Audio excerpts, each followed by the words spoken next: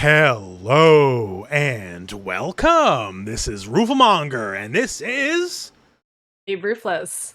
And here we are with another episode of Gon With The Wind, the soon-to-be award-winning podcast. As soon as someone nominates us, and we win. So any day now, yeah, any day. Yeah, I feel it's inevitable. We'll get there. But yeah, so we're gonna be covering more episodes of this crazy Hunter x Hunter Japanimation, as the kids call it. You know, the cartoons they make in China. So I should say here, we're really close to Nen Impact's release, the fighting game. That's kind of the reason we started doing this to begin with. And it's coming out not too long from now. Yeah, it's pretty crazy. By the time this episode's out, maybe it'll be right around that is when that's released. This will probably go up a day or two after we record. But we might not have another episode before it goes live yet. We'll find out, I guess. But I underestimated your work ethic. We'll see how it goes, I guess. If we do, I don't know. Well, we'll see. We'll cross that bridge when I get. But it's out soon, right? See, yeah. And I now know a lot of the characters in the fighting games thanks to this podcast, watch show. But I still don't know all of the characters, which I don't think we're going to learn them all in time. Because like that guy who isn't Cell definitely isn't showing up in these episodes. Yeah, he's like 2 arcs away. So you still gotta get past this one. So without the context, when I play him in the game, I'm just gonna say this guy's Cell. You know, I'm gonna hear the music like boo woo woo woo woo, like the Cell music. That's just gonna be in my head, and like because we're not there yet. And Funny Cat, also our first DLC character, probably sometime away. Which I do not know the name of that character to save my life. For the actual Hunter x Hunter name, Pito. Pito? Oh my god, yeah. Pitu or Pito, like I don't know. People pronounce spitting like Pito. It's like short for a Neferapito or something like that. Yeah. But people don't really call her that because it's call them that. I think technically. Oh no, is this one of them? I think technically they're gender neutral. What was that guy who got mad at Starfield? Fucking pronouns, fucking gender ambiguity, or whatever that whole rant was. Is this the character for me to go crazy about that? I think the voice actor in English was a woman, so I feel like most people just assume that like. Oh, okay, in English, okay, because like in Japanese, everyone's voiced by a woman, pretty much. Yeah, even Goku. Yeah, Goku is an 80-year-old woman, right? So. Yes, essentially. But we'll get there. Until then, still gonna be Neko Arc to me because near and dear to my heart. You know, I called that character Neko Arc, and I got multiple death threats for it. You know, she's not a goofy character. To me, till I know any better, still is. I just see that character and I think brand new, sexy boy, and like all the little Neko Arc-isms. That's what that character is to me till proven otherwise. She's a goofy. But yeah, and don't know volleyball guy yet. Don't know Cell. The old gentleman, the Hunter Association gentleman, he's in the game, but I've never seen him fight. He does fight later on, and then also Bisky, the little girl that turns into like a buff woman. Who's definitely almost a shirt, like, and then we'll get to it too, because these episodes introduced Uvogin, and my team is definitely going to be Bisky and Uvogin and somebody else. Because big boy characters. I play the big boy characters, right? And Bisky, despite being a little girl, is definitely the biggest boy I have learned ever since I played her at Evo last year. She's it reflects her big personality. Absolutely. But yeah, she's very cool. Yeah, we definitely won't get to them before Nen Impact releases. So yeah, you're just gonna be. I think I talked about it last week, but we are getting to the point where Kurapika now has the chains. That'll be these episodes. So now I have an understanding of that. So he's not just Ghost Rider to me anymore. Like eat chain, right? Right, swinging it around. Oh, and since we are a fighting game line podcast, I guess we should say something else for fighting games. So, Backum Ram came out. He's there. I have not tried him out yet. I was trying to download I the haven't booted up Tekken 8 since the patch. I'm not gonna lie to you. My interest in Tekken 8 is literally at an all-time low. Like, What the fuck especially about because the this patch is patches? apparently another disaster patch on top of that. Yeah, from my understanding, they also nerfed Asuka, my main, And they where buffed it's like Devil they Jin. made yeah, yeah, and then they made it so like her whatever her super basically Oh, Rage Art? Yeah. whereas yeah, rage art that. I was like, what's the word I'm looking for? But like normally you hold it and then you gain a lot of like plus Yeah. frames when you push your opponent away if it doesn't hit. But then apparently they made that negative and they reduced the distance that she got pushed away. So I wasn't entirely thrilled by that. It's fine. I'm not God, at what was it? like Devil Jin changed everyone mad. It was like, is while standing 2's 14 frames now or something like that? I can't remember. oh wow. But Okay. all I know, basically, Ram, he came out. I've seen, in the modern day, I've rarely seen so much apathy for a DLC character for a major release. Mhm. All he's doing now is keeping the Muay Thai chair warm for Sagat and Joe. Like, Mhm. because, yeah. Yeah, I mean, I think I don't know. I might have expressed this before earlier, but it's just like for all of the characters they could have brought back from Tekken 7, why him? And I feel like a lot of people feel that way as well. I was much more excited for the Pac-Man stage, which I have That not stage looks gotten cool. yet. Although it's literally just the Dead or Alive danger zone. Like, Heck yeah. I mean, I love the Danger Zone. yeah, I know, but Iconic it just stage. actually is, right? Like, so, and like, that's fine. Danger Zone's a cool stage. But I think we talked about this last week as well, maybe, that Tekken 8 had a lot of Dead or Alive influence, or at least we talked about it off air anyways. Because Yes. Yohei Shimbori, who is the Dead or Alive director for 5 and 6, is on the Tekken team now, and his influence on the stages is very apparent. You can argue a lot of things aren't great about Tekken 8, but the stages isn't one of them. I think this is some of the best stages ever had. Oh, for sure. Maybe not And I music wise, remember because like I'm a Moonlit Wilderness kind of guy, right? So, but yeah, that's fair. Or like the church stage in 5, like the Canada church stage, that one's super good. mm, Yeah, unbeatable. Yeah, 7 the music wasn't great. 8, I feel like the music is not my favorite. It's not bad by any means. It's just not my favorite of the series. Although they the stages look great. my They do favorite look parts of music in 8 fantastic. aren't even in the stages. Like they did like a Mhm. lot of like remix Tekken 3 themes in the final battle in story mode, and that's what like got me. Yes, Yeah, like that was now I'm in so it, right? Like hype.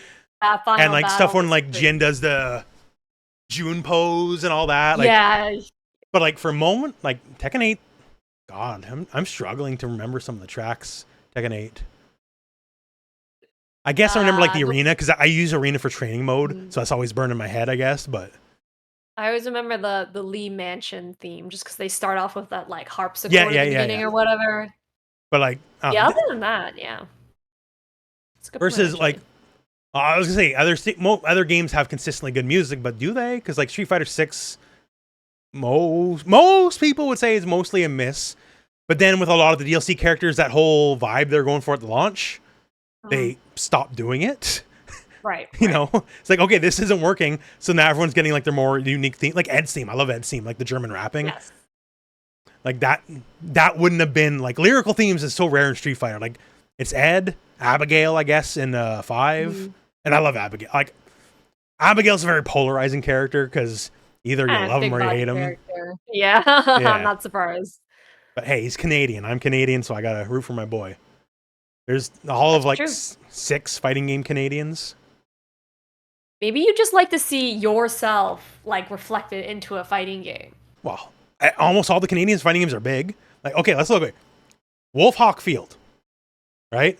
He's a pro Mhm. wrestler. I love pro wrestling. He's Canadian. He's native. I love playing native characters, right? T-Hawk guy, right? Maxima. Oh, he's a big Canadian with sideburns. Huh, Yeah, he does funny, got the right? sideburns.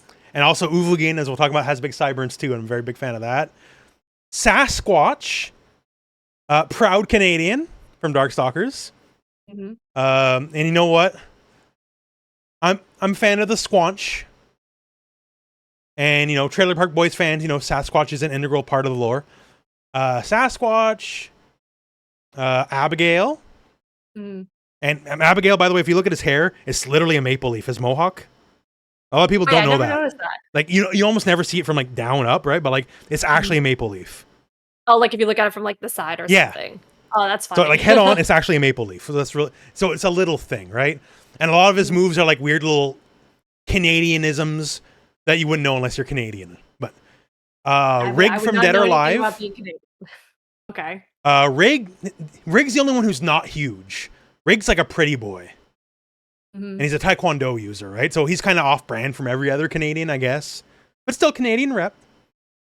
And the last good new male entry in Dead or Alive, because Lord knows fucking Diego wasn't it. I remember making that video of like new characters that suck, and I mentioned Diego. People were like, I forgot this guy even existed. I mean, hate is more than he deserves because he's just so forgettable. He doesn't deserve to be remembered, so like hate's too much. Exactly. Yeah. Exactly. Like hate is too strong of a word. Yeah. And that guy from Savage Rain, which most of you haven't even heard of, and I don't even remember his name. So just one of the guys from Savage Rain is Canadian. I just can't remember the name. It was to show how memorable he is. Yeah. So yeah, not many Canadians. So I'm always pro-Canadian. But yeah, so that's our fighting game minute. Sagat out soon. We're both going to Evo. Say hi to us at Evo. Is there anything else I can think of real quick? EWC is soon, in a few days, I think. A lot of big tournaments, lots of money. Yes, I will not be there, but it'll be cool to see. Unfortunately, I would love to be there because you get paid to go. I know, so I would take a paycheck. I ain't immune to a paycheck, I'll tell you that. Yeah. But I'm not going, so I ain't getting paid. But don't worry, here we are in this podcast that gets copyright striked every episode, can never make a cent to make up for it. But yeah, so let's get into Hunter x Hunter. You heard of this one? Never heard of it in my life. I think it's a Dragon Ball ripoff. I heard it's just a typical shonen. Yeah. So yeah, sounds about right. But yeah, so here we are on episode 39 is our newest episode we're on. This is Wish and a Promise. And so when we left off, we heard about Greed Island. It's like a PlayStation 1 game that has all the answers to everything in Gon's life, apparently.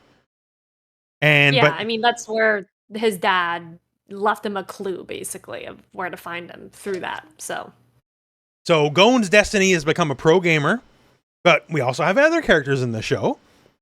And one is Kurapika. And Kurapika has opens up, and this is I'm not going to call it the Kurapika arc, these episodes, but this is like, I was saying it before, like I would like to see more Kurapika, and that, like we're drowning in Kurapika. Like this is, like the next few episodes are mostly about Kurapika, including, which I'm going to get a little ahead of myself, but Kurapika's body double, because one of the Phantom Troupe's members, I do not know their name, but they're like roided out Kurapika. Which one are you talking about? I don't know. I can't remember the name, but they're blonde, like same haircut mostly, but they have like cut off t-shirts and they just have giant biceps. So they just look like Kurapika, but with like muscles. I don't remember this guy. Maybe that's on me. I was thinking you're referring to Shalnark. He's like a blonde, pretty boy, but he's not roided out. There's a couple of like characters that are the spiders that I'm just like, I don't even know. I don't even really remember these guys that much because they didn't really come up. We gotta. This is always the death of the show, but now we gotta fact check it. Shalnark. Yeah, but he's a pretty boy. He's not like a buff. He's not. No, he's kind of like short and cute, and like kind of looks like a K-pop boy. I don't know. We'll throw it to the audience here. At least in my initial appearance, like he's got some biceps on him, like by anime standards, mildly fit. Yeah. But compared to Uvogin, though. No. Like, not like Uvogin. Like, no, but like... Okay. He's like an untwinked version of Kurapika. I don't know. I think he's pretty twinky, but that's just me. Like, no, like... Obviously, like... This shot's a good dichotomy of, like... You know, Western man versus anime man, right? Like... Yes. Oh no, is this hidden lore that I shouldn't learn about? I don't want to click that. But he just has, like, noticeable... He doesn't have the noodle arms everyone else has. Okay, he's got definition. He's definition, got definition, right? So maybe not jacked, but definition. But we're getting ahead. So to me, that's like Kurapika's, like, body double. But yeah, so we're getting a little bit Interesting. of recap, and we go over like the Nen classes again. Yeah. Kurapika talking with his not teacher in the woods. Right. That recap part goes on for a It while too. does, I was like, yeah. dang, they're really trying to save some money. This literally just happened last episode, guys. Like, it's Well, I think on not, you don't Netflix need this to is the start spend. of a new season as well. Yeah, but I'm like, they don't need to spend like 10 minutes plus recapping it. They could have done it much quicker. Anyways, it's just a minor Yeah, complaint. it's not a recap episode at least. Yeah, I thank don't know if God. we There have is any new more of those in material. our future, but a little bit of a recap and crash course in the class system. And so Kurapika mentions that very interested in making chains specifically. Mhm. Because what are the words? Something like these people need to be chained to hell. Specifically talking about the Yeah, Phantom Troupe, right? it was very edgy. Also, kind of ironic, jumping ahead of ourselves, but he ends up chaining himself. So, what does that say about him? Well, we'll get to it. We'll get to it. But the teacher basically makes clear like you can make whatever weapons. That's fine, Mhm. but it's almost always better just to get the actual thing. Like you can make a sword. It's better to get a regular sword because like it does the same thing and you're not burning your energy, right? Mhm. And Kurapika's all like, "What do you even know, old man? Who's literally teaching me everything I know, right?" Right. And No, Kurapika, they're doing where was it? They talk about the class mismatch. So like Kurapika yeah. can learn enhancement because he wants to, but he can only learn it like half power, Mhm. which is a problem for Kurapika's designs. I don't know. I guess he wanted that like immediate power or something like that. But yeah, they explain the system a little bit, and then they also talk about how like the one of the categories being a specialist Yeah, is at 0% compared to the rest of them. And basically talk about the guy basically explains that like, well, you can't really just become a specialist. Like you can, if you're a conjurer or a manipulator, you have the greatest chances of becoming a specialist, but you can't just learn specialist moves because it's kind of like a unique subclass on its own, basically. yeah, So it's a I don't know, prestige it's just a cool class. little tidbit. Yeah, You need exactly. to You only get be it if you're special. God, what was it? I can't remember what Shadow Dancer was in Dungeons and Dragons. Like you need to be like level 3 bard, level 10 assassins, level 5 rogue, and then you can become a Shadow Dancer. And then you roll a 20 on a Yeah, d20, and then yeah, but yeah, so you yeah, do that kind of it's a special thing. You don't just stuff. start there. It's like Cecil in Final Fantasy. I was gonna say Final Fantasy 2, Final Fantasy Four. 4. There you go. I have a Super Nintendo cartridge that says Final Fantasy 2. Thank you very much. But yeah, he didn't. He had the prestige into becoming a paladin. He started as a Dark Knight, right? Right. So, but yeah, so basically, Kurapika doesn't like what the teacher's saying. It's like because he has this idea in his head, but like the reality is not aligning with what he's dreaming up, right? Right. But yeah, so then we're introduced to more characters briefly. I have here because I have no better term for this, but Lady Mole Man. Okay. Interesting. You talk. Oh, the melody. Yes. Melody. Like So really short, plays the flute. yes, Okay. and like at first glance, I did not know this character was a lady. Like, I mean that's part of her backstory as yeah, well. Is that like they like get she's like into it, right? horribly They give disfigured. give her Yeah. a little bit of a sad backstory later on. But yeah, we're introduced into like the Neo Zoo crew, like the next batch of characters moving forward for this arc, right? So we have Mhm. that. We have I do not remember names. I'm terrible at this, but we have Simp Lady who has the power. That her power is called Instant Lover, Mhm. and if she kisses you, then you're her slave. And it also has the meme noise of Yeah, I was gonna wow, say like right? So it they're. shows up I'm again. like I was gonna say I hope they're not gonna get too liberal with that use, but Then we that was have cool. the Lemmy Stash Ninja, Is which that the guy that was doing poetry? yeah, Like he's he's doing like writing haikus. poetry. I say Lemmy Stash because he has like the Lemmy mustache. He definitely does. He's like a samurai looking dude too, and he's Yeah, like but he's like, writing even though he's like haikus. the whitest white guy to ever white, he's like presented as like a ninja from the Far East or whatever. Yeah, which is interesting. Yeah. So that's a way to Um, do it, I guess. You can be any race or creed, I suppose. No yeah, judging, he even right? had like a very Japanese sounding song like playing while he was being shown for the first time or something like that. Yeah, That song was he absolutely has like a ninja very pose, and like later when he talks about haikus, like this is the art from my homeland. So like very Right, specifically saying, even though he looks like a New Yorker, like I ain't from York New City, like. right. He's different. He's different. And then I have no other. Wait a second. Oh, that's not going to bring up a Google search. That's going to work for me. Okay, well here actually wait. So I have this guy. I don't know the name, but I wrote him down. All my notes is he's the owner of the Dog Diary. I honestly don't remember his name either, but yeah, he's like the dog Barney. Yeah, he's a dog guy, right? Yeah. Specifically because I remember Future Diary, and one of the characters is the Dog Diary guy, right? That's funny. And like they're so cute though, and they he even doesn't look bother anything doing, like him, but like he just is in control of dogs. So to me, that okay, your power got is it, the got it. Dog Diary. Yeah, Like- that's Yume Nikki? Is that what it's called? Mirai Nikki, Future Diary. Mirai Nikki. Yeah, there we go. And you know what? That was a very good show. Even though, Okay, I like, remember so watching many, this. I literally had this conversation the other day with my friend. Like, so many things, and people are like, oh, Rooflemonger with the boomer takes, blah, blah, blah. It's still a fucking Evo ripoff. Thank you very much.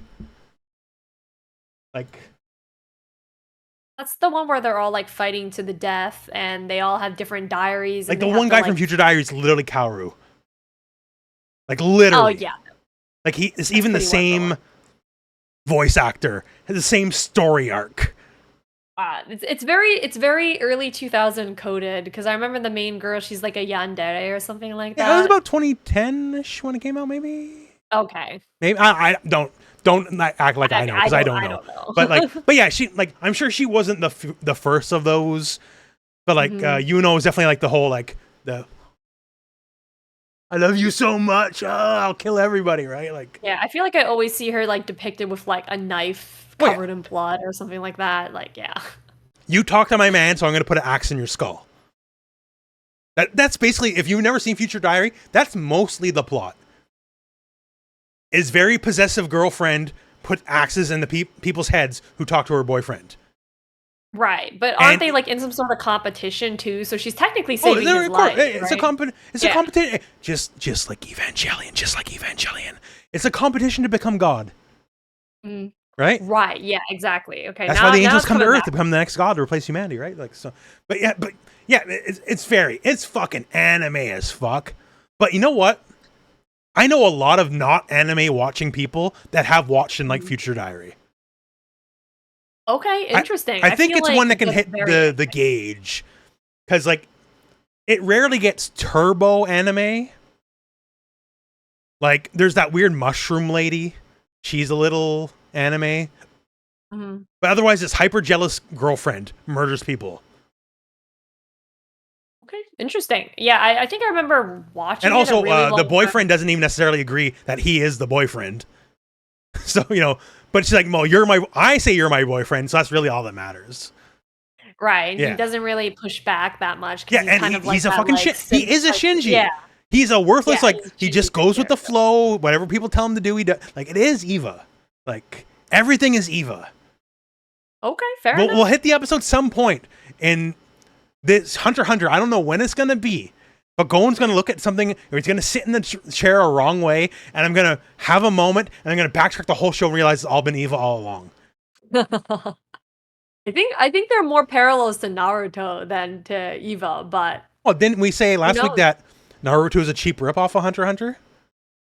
I mean, yeah, there's a lot of similarities in like their systems, and even like with Kurapika's backstory, low-key, it's kind of like Sasuke's. But I think Kurapika is a much more interesting character than Sasuke for sure. I don't know who I know Naruto, Boruto, the son.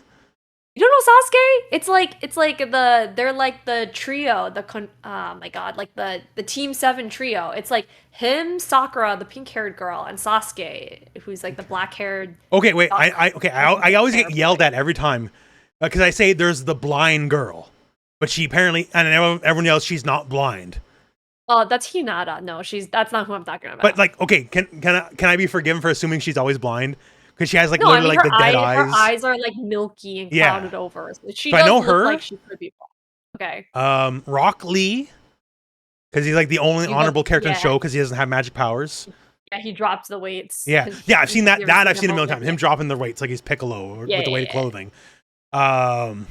And there's a ninja with like one eye showing. Yeah, Kakashi. Okay, that's all I know. Okay. And apparently, I'm like in a movie, surprised. they fought the moon. I haven't gotten that far, but it probably has to do with like the. Anyways, long story short, like Sasuke's clan has like this special powers through their eyes called dojutsu, where like they can like copy moves that they see other people do or something like that. Okay. And it has something to do with that dojutsu. Like I don't know exactly how it relates, but I know that it is related to like his family specifically. That's all I know. Is it the Uchiha clan or Uchiha clan? I think it's Uchiha clan. I'm glad to be in blessed ignorance until there's the Naruto fighting game, which there never will be. So I never have to learn, thank God. I know like the basics of it, but I never really got that far into the series. So I know like some of the characters and I know some plot points, but it's definitely not like I'm not like a fan really of the series. I just know things about it. Yeah, okay, and we've diverted a bit here because admittedly this episode is a setup episode. Half it's a recap anyways, like not much really. Like we get the zoo. Okay, so Lady Mole Man, Simp Lady, Let Me Stash Ninja, Dog Diary, and our new zoo crew has arrived because like there's a hunter job, right? And now Kurapika knows Nen and is allowed to take hunter jobs properly from the weird bombed out apocalyptic buildings that are never explained. Maybe they will. I don't know. But of course, we end the episode on a ninja attack because ninjas are suddenly attacking for some reason. And yeah, I mean, you learn why. It was a test. It was a setup. Yeah, and that's basically what the next episode is. So the next episode is episode 40. Nen Users Unite. Oh, but backtracking really quick. One of the things that comes up in that episode is that before he hires them as their bodyguards or whatever, he basically says you have to bring back one item on this list of treasures. Yeah, list of items that we're trying to obtain in order to pass your test, which is dumb because it's like it's definitely some free labor thing where like you go in an interview and they're like, can you design this whole system for us? And then they go and they use it in their actual company or something like that. Yeah. It's definitely one of those like free labor exploits for sure. Well, because the big thing, I guess, is they want the eyes of the Kurta clan. Yes. And so you see him getting really, really, really mad about that, which like obviously that's been his whole reason he's kind of gone on this journey to become a hunter. So yeah, dude gets super mad, and then all of a sudden, you know, these ninja dudes smashing through the windows, they appear and they start attacking them, and the guy's like, well, you have to get out alive to prove your worth. And I'm like, what the heck is this kind of like trial test, you know? But then it goes to the next episode. Yeah, so it gets weird here. So episode 4, this is all a scam basically, because not everyone is who they say they are now that we've gathered a bunch of people, right? So yeah, the Nen ninjas, well, spoiler, they're Nen, they're not even real ninjas, right? Right. Which goes to show Nen, this is an aspect of Nen that's not been brought up to the point that you can just create fucking ninjas out of the air, right? It's literally just magic. It is just magic. But like we've seen spinning tops, we've seen bungee gum. You know, we have seen admittedly like a duplicate from the Castro guy, but a duplicate isn't 30 ninjas. Right. 30 ninjas is a power in and of itself.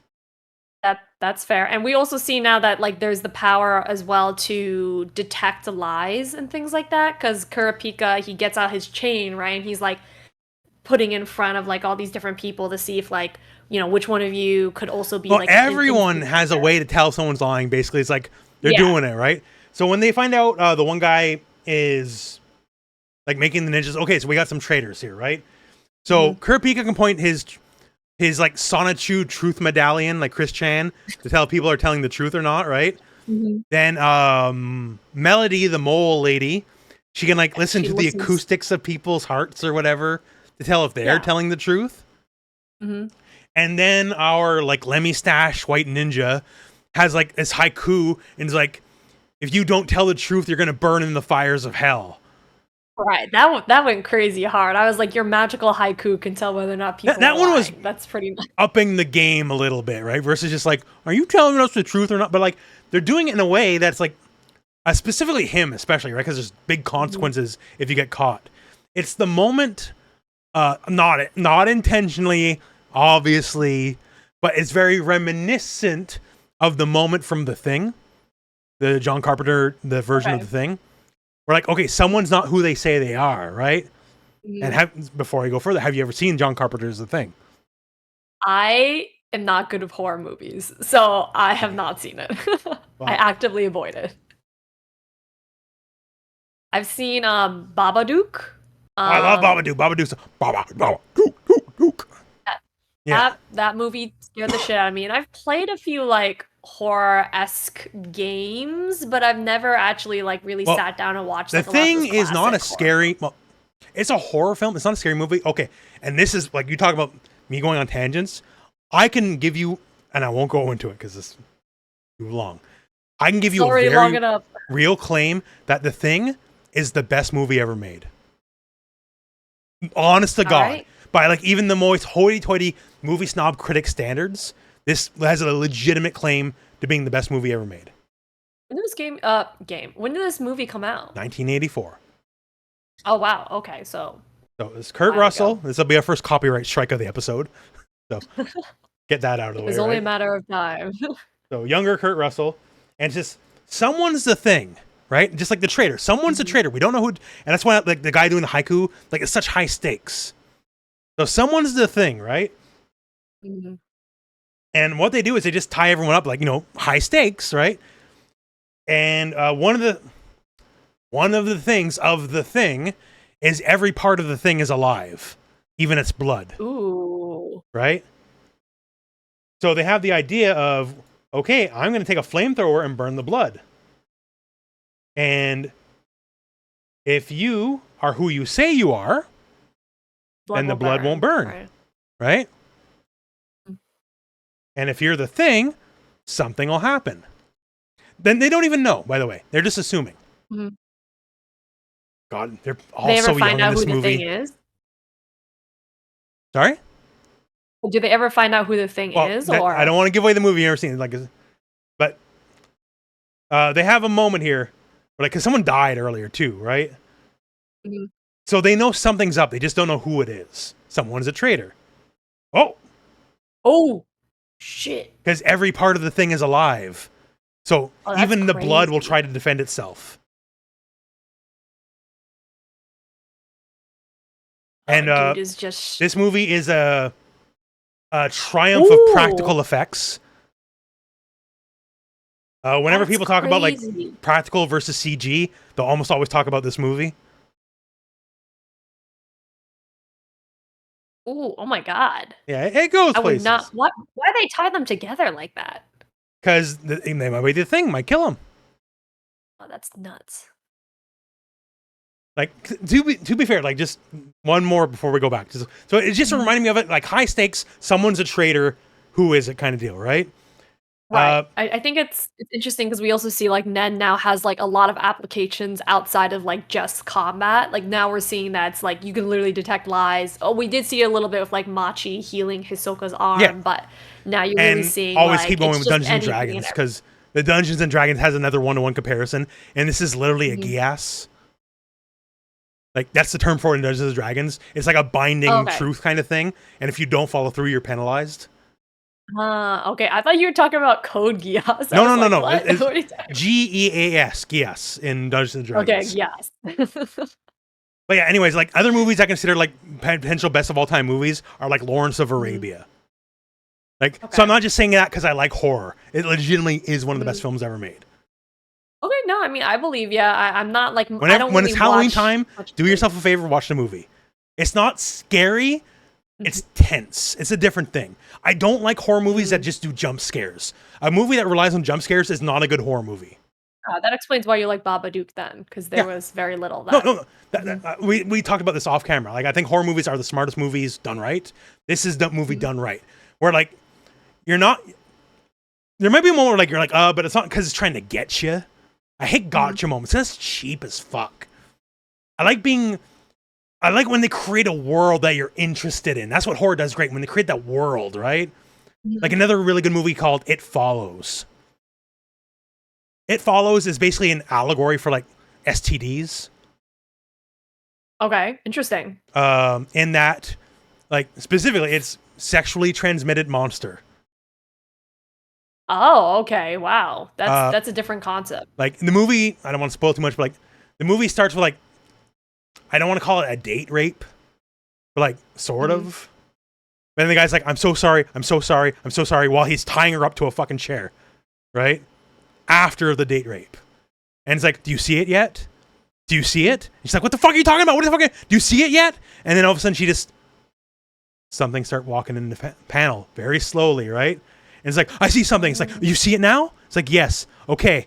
So every time, this is going to follow you forever. Forever. The only way to get rid of it is to have sex with somebody else. And when it kills that person, it goes back one in line. Oh, that's nuts, actually. So I had sex with like you, now you have it. If it kills you, it comes back to me. That's crazy. So you're purposely having sex with people that you think are gonna live, maybe. Yeah, yes. That's basically the plot of the movie. And it only walks. It follows. It only walks. Only the person who has it can see it. No one else can see it. Although other people can interact with it. Like it can hit you out of the way, but you can't see it. And it can look like it's I'm sorry. It can look like anything it wants to look like. Oh, interesting. So it can look like stuff like to you don't fuck even with know you. what form it's gonna come in. So basically, if anyone's walking to you like a little too slow, you gotta be like, "Is that it?" Like that's super creepy, because that way, like, you can't just like pick some random person and just like hoist it off on them. You actually have to tell them what's going on and like be like, you need to. It's another movie. There's no jump scares, but you're tense the whole movie because it builds the world really good, right? That's what I like. Okay, that's fair. And admittedly, that's what I'm starting to like about Hunter x Hunter, because the world building's getting better, right? There's certainly a lot of it going on now. Because like I like Dragon Ball. Like, what the fuck's the world building in Dragon Ball? You know more about Namek than you do about fucking Earth in Dragon Ball. There's a dog president. You got cars. Yeah. You could get a driver's license. You have varying levels of technology, because like you have Capsule Corp, and then like Chi-Chi lives like a fucking 13th century peasant in the woods. Like, I mean, to be fair, it's a cool looking dome thing, but yeah. A lot of cool domes. Ain't nobody do cool spheres better than Dragon Ball, especially when it comes to like houses. And in Namek, the spheres have spheres on top of the spheres, right? Like that's true. Then maybe they're more advanced. But yeah, so that's where this whole tangent began, because I like the rules. So his Nen rules, like, who's the traitor? And eventually Dog Diary guy's like, okay, fuck, okay, I ain't dealing with this. You know? Right, it was me. It's like that dumb old boxing meme of like, the two guys are like gonna box, and then one guy just takes off his gloves and he starts going, Ka-me-ha-me, and the guy's like, I quit. And it's like it's over. Yeah, and it's like, he probably couldn't, but I wasn't gonna fuck around and see if he could, you know? Right. Yeah. That's pretty fucking funny. That's basically what happens here. So we have our traitors rooted out already, right? Yeah, it wasn't worth the possibility that he would get hurt. And then, you see like wait, okay, so they got out one. No, so they found the guy that made the duplicates of the ninjas. Then they found the second traitor, and who's he's the a guy Dog Diary guy. Yeah, the Dog Diary guy. And basically then the lady, I forget her name, but she kisses the dog guy. You see like her enslaves him. ability comes in, enslaves him, and basically says like, "Oh, I was gonna command the dogs to attack you." And I was like, I don't know, maybe they're like very vicious, but like some of those dogs are so like cute and fluffy looking, and I'm like, yeah. I feel like as a normal human you could fight them off, let alone like a hunter. I'm sure you could fight them off. Yeah, like just gonna the dog. Like I keep saying, Dog Diary. In Future Diary, the threat of dogs is you're a human being, and like you're probably not a match for 10 dogs. Right. You know, like I used to raise a lot of dogs. I'll tell you right now, a bulldog is stronger than you when it wants to be. I'm a big guy, and Bulldog is my match. And if it was like 10 fucking dogs, probably not. But when you're literally magic, you know, maybe a dog isn't as a threat. Your dogs can die. Like if that hunter fucks them up, it's like You bye don't bye. want to see a dog get hurt. Apparently, like in the new Superman movie, they cut a scene where Krypto got punched in the face. Oh, Yeah, okay. see, no one even want to see Krypto get hit. No one likes that. Everyone loves dogs. Exactly. I'm a dog guy, so thankfully the dogs are not called to task in the fight. But this is basically the episode. They're doing like a lot of like a clue, like who's the murderer, right? Like, I have here Kurapika. He's in the woods randomly, just thinking about life and getting pissed off, and like he's like showing his Nen aura, and I wrote he's just literally aura farming. Because he's just walking and literally his aura showing. He's like, man, I'm gonna fucking get these guys. Like, he's just thinking about like how pissed off he's gonna be. And we cut back to Killua and Gon. They're back on the boat, and we're like, it's like, hey, remember us? It's still our show. We'll give you a couple episodes, but we're gonna take over again soon, right? Like, and also, they do something like Killua's brother. He's like getting money ready to buy Greed Island or something. Yeah, because he couldn't copy it, so he had to like be like, "Oh, Dad, I'll kill 15 people. Just give me the money, and I want to buy Greed Island." If you give me $15 billion, I'll kill 15 people. But this is where we learn a life skill of Killua that's not mentioned before, or probably since, in that he is a master falconer. Like they're sharing message, like they all have each other's numbers, and yet he goes, "Come to me!" Puts out his arm, and like the falcon lands and has like a message on it, right, to read from his brother. And like, yeah, I think they explained in an earlier episode it's because they don't trust technology or something, so they just like literally like have like falcons flying around and trained to deliver messages. And he has like it's pretty nuts. Killua's wearing like an all new outfit, like I've never seen before, or probably since, just for this like shot. And he has like arm guards on, or like something on his arms, like prepare for the falcon landing. And it's like, okay, like maybe they're Nen falcons. I'm sure they probably are in some way. Like, it just made me think of that King of the Hill episode where Dale Gribble's randomly a falconer. So like Killua is randomly a falconer, and I'm just sure it'll never come up ever again. Yeah, have you ever been to like a Ren Fest and you've seen like a real life falconer? Oh yeah. The wingspan of these birds are huge. They're humongous birds. They're big boys. They're when you see them in like movie, like you usually see them like in a fantasy show or something, right? It doesn't work the same when you see it in real life. Like, oh, this is a big fucking bird, you know, like. Yeah, no, they are gigantic and they look heavy, and like you can like visibly see like when they land on the arm, like. Oh, I remember when I was a kid, I saw the guy had the big leather glove, right? And you see when you can see that leather glove like holding on for its life because its claws are in there, right? Yeah, I know. I was like, that could not be comfortable whatsoever. But that's literally my only experience with like falcons and.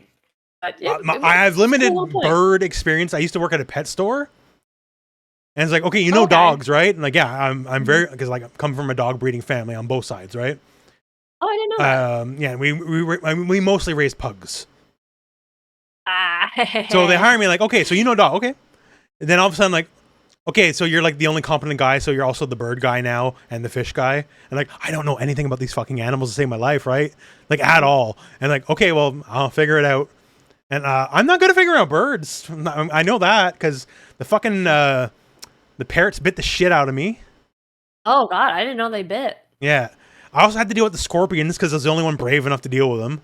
What? So we sold scorpions. Why are they selling scorpions? I mean, I know people probably. No. I'll tell you exactly who the exact customer that wants to buy a scorpion has the most tattoos you've ever seen in your life. You know, like that makes sense. Very huge tangent. Yeah, that's what we do here. We do tangents.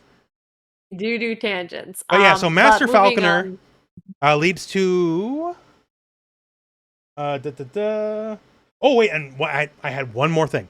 So when he gets the message from his brother, it's like and granted this is the dub, I don't know what it said in the Japanese version, but it made me realize it's like messages of the old internet still, because like they're talking about this website they need to go find Greed Island.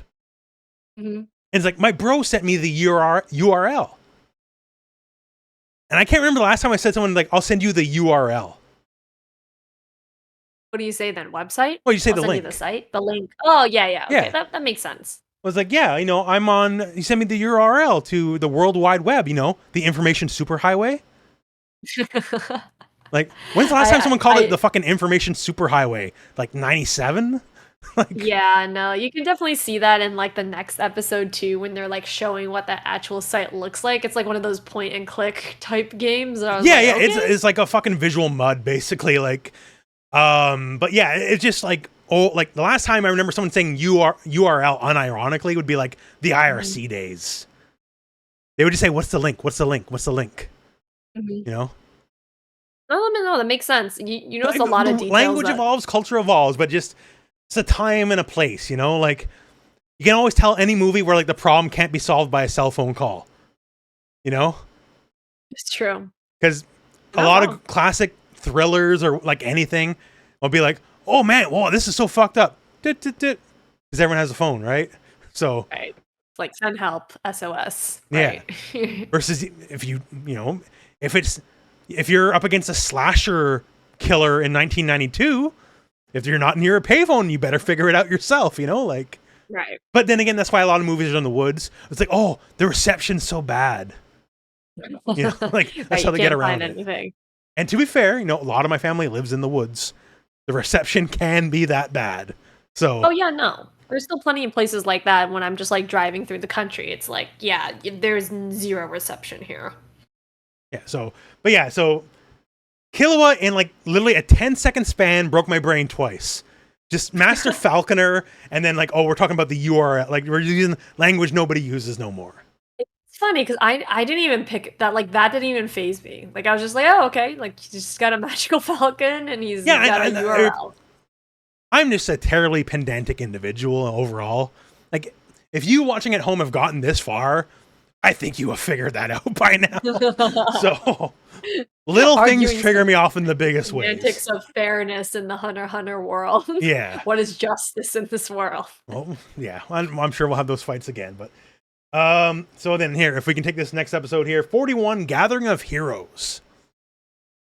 Yeah, so this is one where they actually, like we just mentioned, this is one where they actually log on to the Hunter website to actually see what information they can find on Greed Island. And I don't know if this is the outfit you were referring to or a different outfit. I can't remember. But like Killua has like this whole like boho outfit going on where he's got like a little feather necklace and he's got like he's got like his travel clothes on, you know, like Nah, he's looking real interesting. And then but in order to actually access the site, you had to like swipe your license in like this scanner thing at the library, and I was just like, one, like that seems like a total waste of resources because how many hunters are actually coming on here and like swiping their card? And second of all, like wouldn't you just normally have a username or type in a password or something at maximum? Like you wouldn't actually like swipe any sort of reader. I feel like that's too advanced for like a library, I get the idea of it's supposed to be like some sort of exclusivity.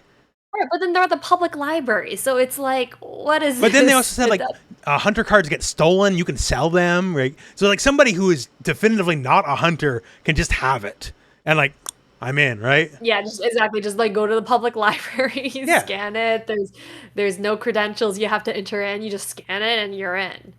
But anyways, that aside, like so they go to this little like point and click bar room, and then basically they type a few things and it actually like pulls them into the game. Nen makes the internet real. Yes, and it very much like a hack sign game type situation. Yeah, they're fucking trapped in the MMO, like straight up. Like which is like really good foreshadowing actually for like Greed Island, because they mentioned in these episodes, so I'm sure it's fine, but like they mentioned like it's a game that pulls you into their world like with Nen. So yeah, it's literally like the VR like, you know, hack sign games of the old, or you know, for the younger crowd it's the Sword Art Online equivalent or the Log Horizon equivalent. I watched a little bit of Log Horizon. I refuse to watch Sword Art Online. I just saw one thing, it's like I can't even remember what the fuck it was. It just made me so mad. It's like Like, I love you in the game, but I'll love you in the real world too, or something like that. And it's like, I'm all the way out. I don't even remember. I just remember it's very much like a power fantasy, and he gets a bunch of waifus, and there's like a little girl, I think, as well. There's a blonde fairy lady. There's Asuna, and I think maybe they have a daughter. Like they have a daughter together, like a fake daughter together, something like that. Little girl for sure. She's in there. Like to me, like I remember Hacksign being mildly revolutionary is a strong term, so I don't want to use it. But it was like it was unlike anything else. And Right, then I it was remember when different. Sword Art Online's coming out, and everyone was fucking crazy for fucking Sword Art Online at the time, right? And like, isn't this just Hacksign? Isn't this just Hacksign? And like, everyone's like, what's Hacksign? And like, this is just fucking Hacksign. You know, like, Yeah. at least Hacksign had cool reveals of like, the guy's actually a girl. The other girl's like, she's like, I spend too much time in the game because I'm like literally a cripple and like in a wheelchair in real life, and I have nothing but escapism into the game, right? Like, and I'm like, I don't know. And Hacksign had maybe one of the best OSTs of all time. I'll say that.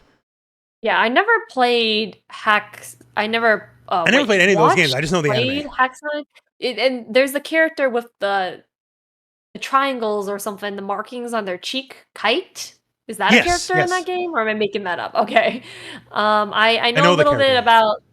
I've seen that character around, and then there's a character named Hasio that I've seen. That's like, I think it's Hack GU, and he's kind of like a, I don't know how to describe, like spiky haired boy rogue like looking character, but that's the extent of my knowledge about the Hack series. I mostly forget I just remember Bear a lot. I thought Bear was really cool, but I have no clue who that is. He's from the anime, so. Okay, yeah. Fair enough. But yeah, so basically to hell with Sword Art Online. But yeah, okay, so we've gone way off topic again here. So Nen brings you on the internet. Yes. And then they're trying to sell money to buy Greed Island, and then cuts back to Kurapika. Yeah, they need a lot of money. Oh, no, but before they cut back to Kurapika, like, okay, so we need money. And they're like, okay, let's start doing effectively eBay scamming. Like, they're just buying and reselling on eBay. Oh yeah, make but money. That's not scamming. That's well, just it's like not scamming, but it's just like it's like a weird. It's like, well, we need to get rich and quick. It's like, I know how to get rich quick, and then they just go on eBay, and I have the exact number here somewhere. I think it happens after, but it's like, man, we only made $10 million in like only a couple hours work. It's like, that's not enough for Greed Island. I'm like, buddy. You guys have fucked priorities. Like, yeah, I know. I'm gonna take that money and retire right now. I'm gonna stop working. But yeah, so then goes Kurapika, and I do want to. I'm gonna let you take this, but I do want to say, was like, oh, now we got to meet the boss. We got to meet the boss, right? Right. And we meet the boss, and the only thing that's triggered in my brain is this is a character from Cardcaptor Sakura, because she is so differently drawn than everybody else.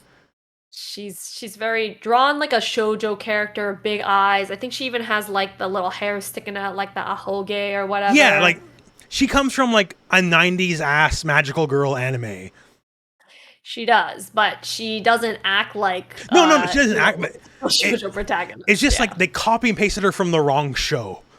You know, like, yeah. I mean, we noted that earlier too. If like the eyes, like some of the some characters are like Toriyama coded, like they have like weird like Toriyama eyes and stuff like that. Yeah, I like it. You know, it shows that like there's people look different in this. Well, world, it's a very diverse universe. So like we had the Phantom Troupe, and they all look like fucking all over the place, right? Because they have like the most animated ever anime, and then like Uvogin looks like your abusive stepdad. So. Yeah, and you got one guy that kind of looks like he's like a huge hulking man. He's like Frankenstein because he's got like and he's got like the big earlobes going on or whatever. Yeah, Franklin, I think that's his name. I might be wrong. Maybe I'm bad with the names. Yeah, he's not. He doesn't really come up that much, but that I agree. She's drawn very differently, but then you quickly see like Neon. She kind of acts like a spoiled brat, basically. But anyway, so like they're protecting her. Their job is essentially to protect her. They're going to this big auction, the big auction that's happening, and basically they're gonna serve as extra protection during the event. But this is like a different auction than the other auction because this is the Mafia auction. Right. There's like a normal auction, Yeah. and then there's like a mafia underground auction, and so she's part of like this like mafia family, the Nostrad family. And so yeah, there's some talk about basically she wants to go and to the auction. But yeah, so then it kind of cuts to Oh, the things they were Chrollo. asked to get to, by the way, they got 3 of the Oh 4 of yeah. them. They got everything but the Kurta eyes. Oh, actually, that's a Yeah. good point. Yeah. So there you go. And also they are auctioning off a pair of Kurta eyes, I believe, Yes, that's at the also underground separately, auction. not from them, because they didn't get it, but because Right. then they So proved themselves worthy to meet the boss, because they got 3 of the 4 treasures. right. Who's a little girl. But yeah, anyway, so then after that, it finally cuts to Chrollo, who you learn is like the leader of this gang, and all like they're like rapid fire like introducing members, and they're all in this like abandoned warehouse like character, which I believe, so now I believe a lot of the Nen Impact cast should be Yeah, like there's definitely several should be characters like I've familiar seen with from the them. game. Right. But yeah, so you learn about a bunch of them, you learn about their names. Like Uvogin's obviously a big one. That's my boy and my main. Shizuku. That's my main. The game's not out yet. He's my Yeah. main. A lot of people love Shizuku, who's like the girl with the vacuum, Yes. the blonde pretty boy And the who vacuum or who's comes not into in play in a fact. pretty fucking major way later. Like, Yes, this is which not a for that was show vacuum. This is a pretty fucked up vacuum. right. And then Takunoda, who does play like a decently large role in this arc as well. Um, but yeah, and There's you learn. Oh yeah, there's more. there's other And people cover. here. I do. There's one lady with the very big nose. There's like a very big Takunoda. nose Takunoda. Yeah. and looks like a certain porn star, which is weird. Shall not be named. Yeah, shall not be Yeah, named, yeah. but yeah, there's a whole troop of them. Yes, 13. And They there's explain yeah, it there. they fucking run every archetype under the fucking gamut, right? Like there's edgelords, muscle men, fucking like A cute girl, samurai-looking sexy dude. girl, giant guy, multiple kinds of giant guys, like Yeah, and Hisoka. You learn Hisoka. yeah, and Hisoka's there as well. But Yeah, you but his got all of tattoo's your fake. 13 anime captains. Which Yes, the tattoo why is did you fake. show me as a fake tattoo when he's actually there and he's expected? Maybe it's to kind of show that he doesn't really consider himself to be part of the spiders, right? It's just something he can slap on and take off depending on what. Maybe. Like, what I remember suits at the time saying, like, is this going to matter?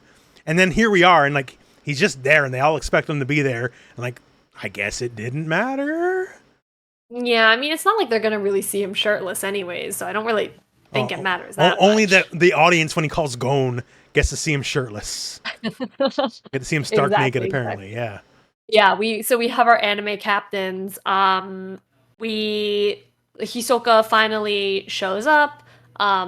People being introduced. Hisoka has like a clown-gasm again, where he's like looking at Chrollo and he's like, "Ugh," Yeah, you know, because he wants to like, fight he's him doing too, great. right? Like, Yes, that was his whole. They explained this later on, but that's his whole reason for wanting to join the spiders is to fight Chrollo. But he like disappears after every job or gig or whatever that they have. yeah, He he's always has, like, 2 people on him all the time. he's like the guy, like, no, I don't hang out after work.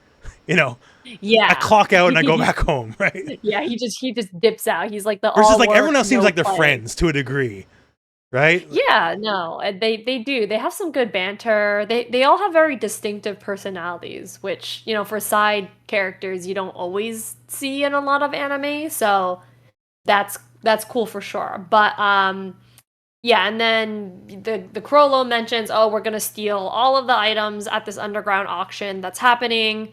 They all get very excited. They're like, "Hell yeah, we're so excited to steal all of the items, not just 1 or 2 of the items, but all of the items."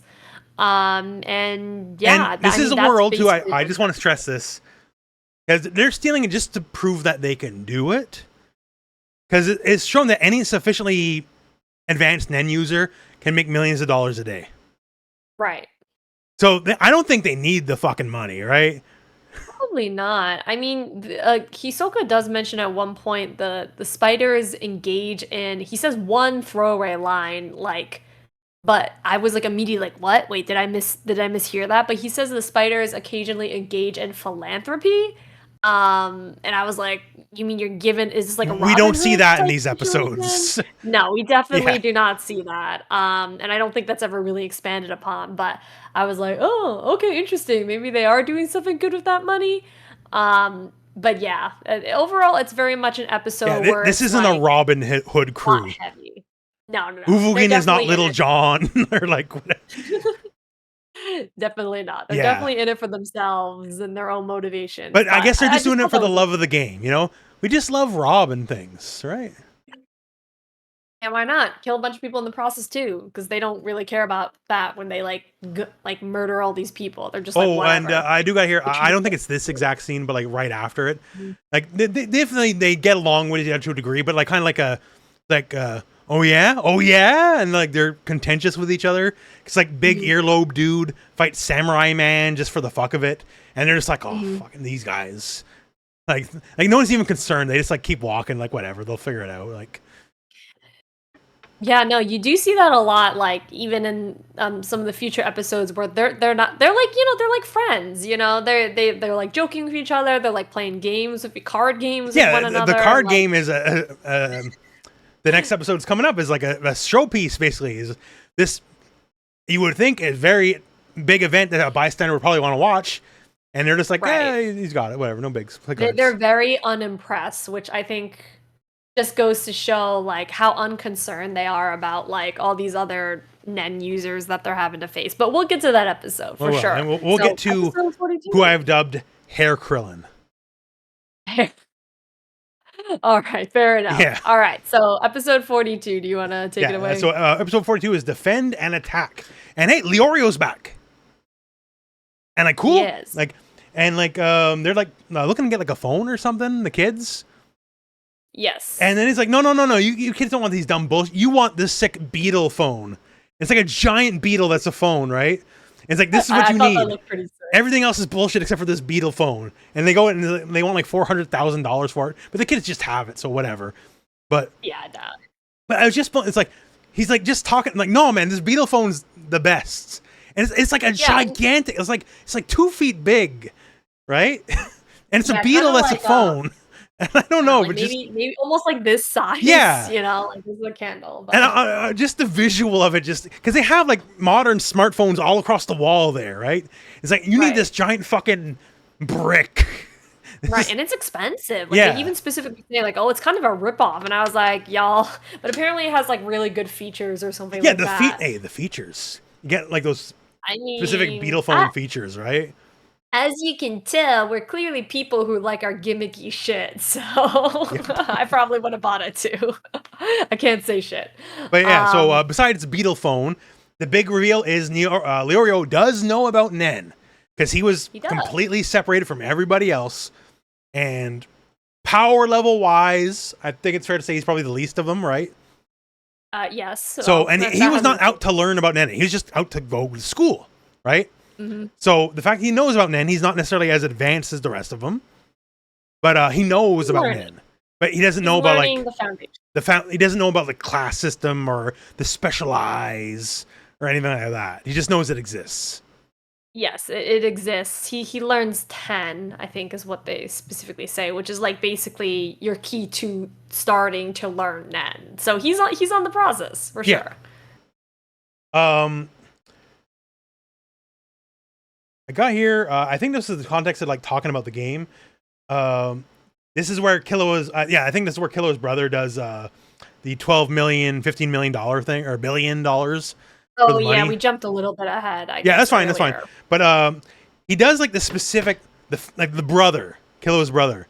He does like this, like unbutton his shirt, like he's like doing this like Fabio fat guy walk to the camera, and I'm like, what the fuck is this? Like, and it's like all of like 5 seconds, if that, right? But like it makes him look like he's like fucking like hot shit, and like in a weird way that like is never because they made him look like a fucking loser, but he's just doing this like cool guy walk to the camera, like and like what is this? And then it just leaves. I don't get it. Is this also where he had a bunch of like chips on his face too, or am I thinking? He of, might like, have been something? like that. Might have been too, but they just gave him this weird like Fabio walk. But he's there like he's like 500 pounds with like his shirt unbuttoned and like weird. Yeah. Literally like a weeb, basically the weebiest of weebs. Oh, and then this is now we said calling the kids scammers was unfair before about eBay, but this is the scam arc. They're literally grifting people with arm wrestling, right? Because they need money. It's like, well, okay, the public at large doesn't know about Nen. We're effectively superhuman to the average person. So, okay, yeah, we'll arm wrestle, bud. And like, you can eat, I'm just a little boy. I can't beat you. You're so big and strong. Put $1,000 on. Like, and they just scam people through arm wrestling for like a day. Yeah, it's funny because I think most of these little schemes, except the first one, it's Leorio's idea, and it's like you can clearly like he's trying to. It's funny he like kind of presents himself as like, oh, I'm the older one here. Like here's this information on this phone, but like he's a 16-year-old giant. Yeah, he clearly doesn't know what the hell he's talking about. Yeah, but they spend like most of their money on like some jewel or like vase or something. Diamond, something. Maybe a diamond, yeah. And it's like, so this is the gift if you beat him arm wrestling. It's like, okay, now we just spent almost all our money. Now we got to remake it up in the arm. It's like a bad Trailer Park Boys episode gone wrong, because then they would lose that immediately. But at least they get the benefit of doing it. And like they barely make more than what they spent to begin with. And the only thing, a consequence is Vacuum Lady shows up. And she is a Nen user. And she arm wrestles Gon, and Gon has to go full power to barely beat her. And then Killua's like, did you actually have to try there? And it's like, yeah, it's kind of messed up, right? Like, so then they like end the scam because like, oh, we might actually lose. Like other people randomly show up, right? Right. Oh, and I just have here, my next thing is I think I don't have all the details. I don't remember, sadly. This is where I wrote sad mole man lady arc. And she gives her like, she was transformed by the music to become a mole person.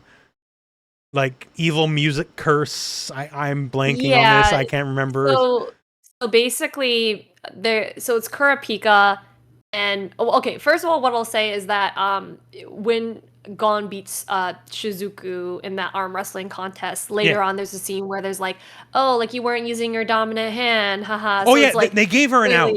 They gave her like, well, you know, like if I really tried, I totally would have fucking killed that kid. But I wasn't really trying. Well, I wasn't trying. I just wasn't trying. I would have won.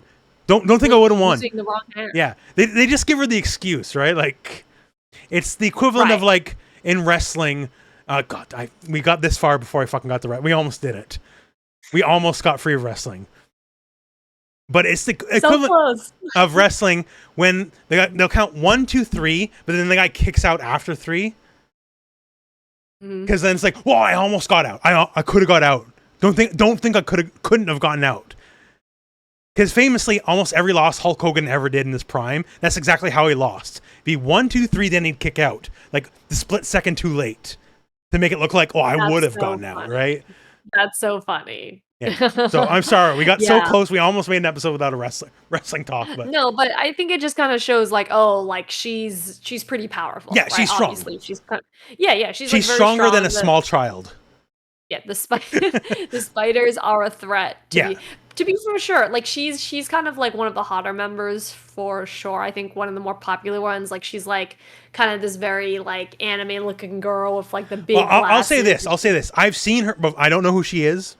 I've seen her before because there's been a lot of like ladies like to do the sexy cosplay with this lady. Yes. Yeah. So I know she had to be some level of popular. Yeah, with I've definitely seen like a lot of sexy cosplays with like. It was popular, I don't even know how long ago, but like the Virgin Killer sweater or whatever. Do you know what that is? Oh, yeah, I remember that, yeah. Yeah, so I definitely saw people cosplay her with that outfit on. But anyways, so... just one more thing. Just when it comes to the Phantom Troupe and the power, Uvogin demonstrates a rough power level pretty quickly in like the next episode. Yes. Yeah, so it's like not a mystery that these guys are on the level. Yeah, these guys are pretty crazy. They're like killing people left and right, but that's foreshadowing. But yeah, so we learn more about Kurapika and Melody, and basically they kind of explain that Melody's after this. Like Kurapika's like, oh, my motivation is to like get the Kurta clan eyes, and basically kind of is like, oh, Get some I'll revenge. Yeah. yeah, get some revenge essentially. And then he asks Melody like, "Oh, are you gonna tell the boss or whatever?" And she's like, "No, I'm not gonna do it because you're gonna kill me if I do that." And I was like, "Dang, Yeah. that's crazy." But then Melody after that she explains a little bit about her own backstory, which is she's basically after the sheet music that's like some like That was it, sheet music, hell. yeah. It's like some hell music, sonata of hell or darkness. Yeah, But it's basically, evil like, music. yes, it curses you. It's like some urban myth apparently, but it curses you if you either listen to it or play it. So Melody listened to a flute version of it, which is why in like all of her scenes you hear like the flute music playing. Yet she listens to the flute music, and then I guess it horribly disfigures her, but also gives her the power to listen to. But yeah, she has like heartbeats. super acoustic powers.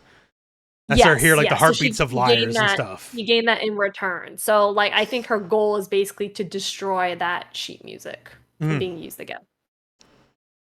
But yeah, so we do that, and crazy. that's mostly the episode. Like it's a little bit of a because like this episode specifically 43. This is the main event episode.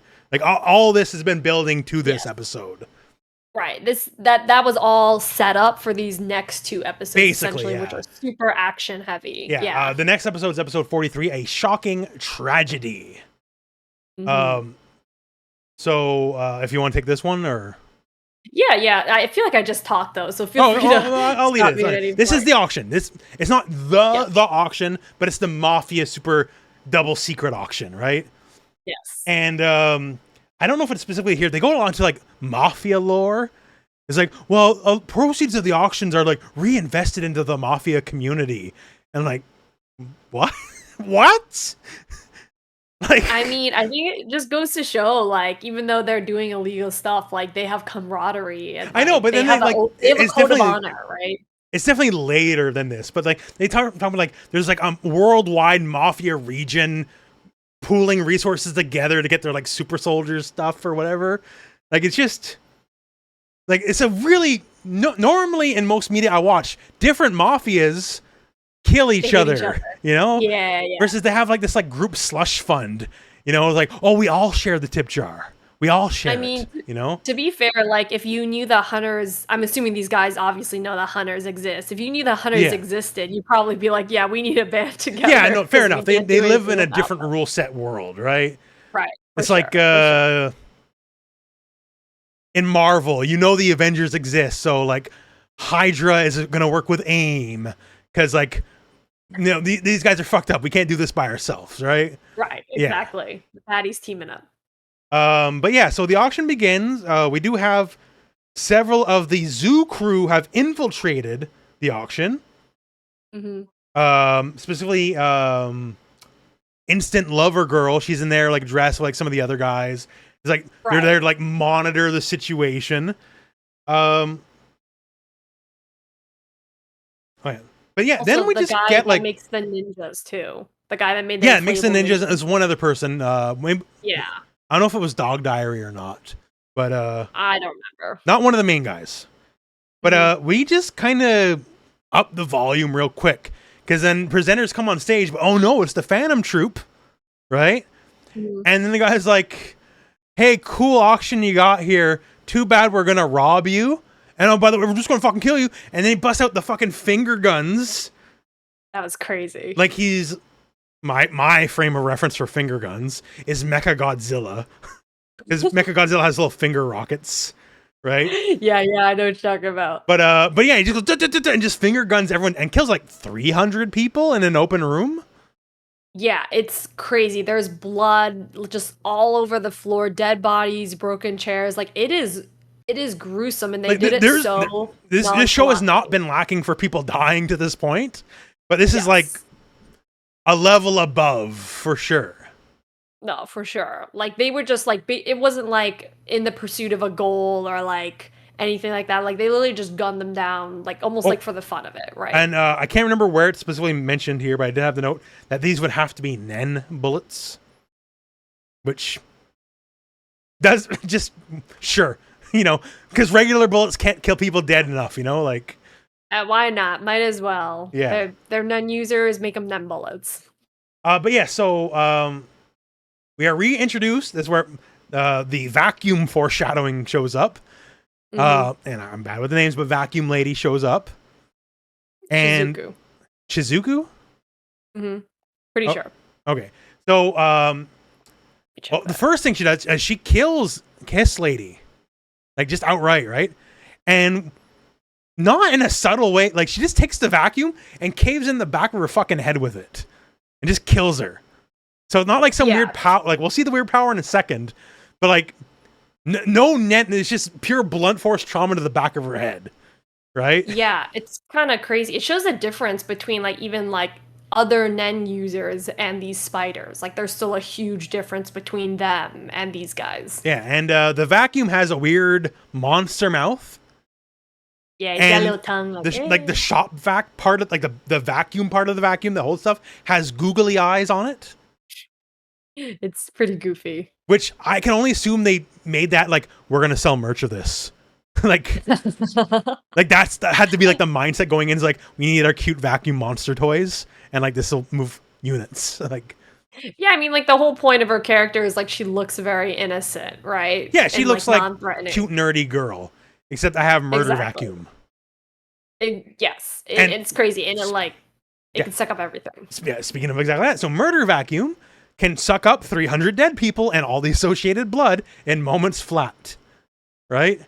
So, like, you pop her in that power wash simulator game, she'd be fucking broken. She'd be unfair. People would have to ban her, basically. Exactly. S tier. And, like, of course, the problem, even if you clean up 300 dead bodies, which I don't like. This is one of those I'm thinking too much about it kind of deals, because you're hiding the evidence, but they know 300 people just fucking disappeared. Like, it's not like that's going to go unnoticed, right?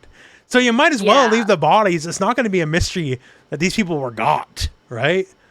Yeah, I don't really know why they did that. Plus, there's, like, bullet holes all over. Yeah, there's fucking like, bullet. I haven't been. There's bullet casings and shit everywhere. Obviously, there were signs of a struggle. Like, it's not like these people were suddenly raptured to Mafia heaven. Like, oh, I guess Jesus just took them early. Like, no, like, some shit happened, right? Like, maybe it was, I don't know. Maybe it was, like, to buy themselves more time to. Like, okay, realistically, it's to show off some of the powers of some of the people, right? She has vacuum powers, right? But, like, but yeah, you gotta do some things for the benefit of the audience. Yeah, you know, like, explain your moves. You gotta tell the audience how your move works. It's the same situation. Yeah, it's if you want people to invest it in the people with all the cool powers, you got to show what the cool powers do. Exactly, it's true. It is very cool. But yeah, but it turns out that they got robbed themselves. The whole kill everyone, rob the vaults. The vaults are already empty. Whoops. So we just killed 300 people for literally nothing. Yeah, I guess the Dons or someone got tipped off about something in advance, and so they had already moved all of the like the merchandise to be auctioned off in advance. And basically they have this whole discussion about, like, ooh, someone might be a traitor because they tipped them off, right? Yeah. And that's the thing, they got robbed here. Oh yes, okay, this is definitely okay, I don't know. I didn't listen to the original sub. I should have. But he says, and this always drives me fucking nuts. He says, we have a Judas among us. Okay? They did say that. They did say that. So Judas it's not a saying. You're saying Judas because you're referring to a very specific person. Right? Yes. Same as you say we have a Benedict Arnold, right? Because you're referring to a specific, and therefore this is a Christian universe.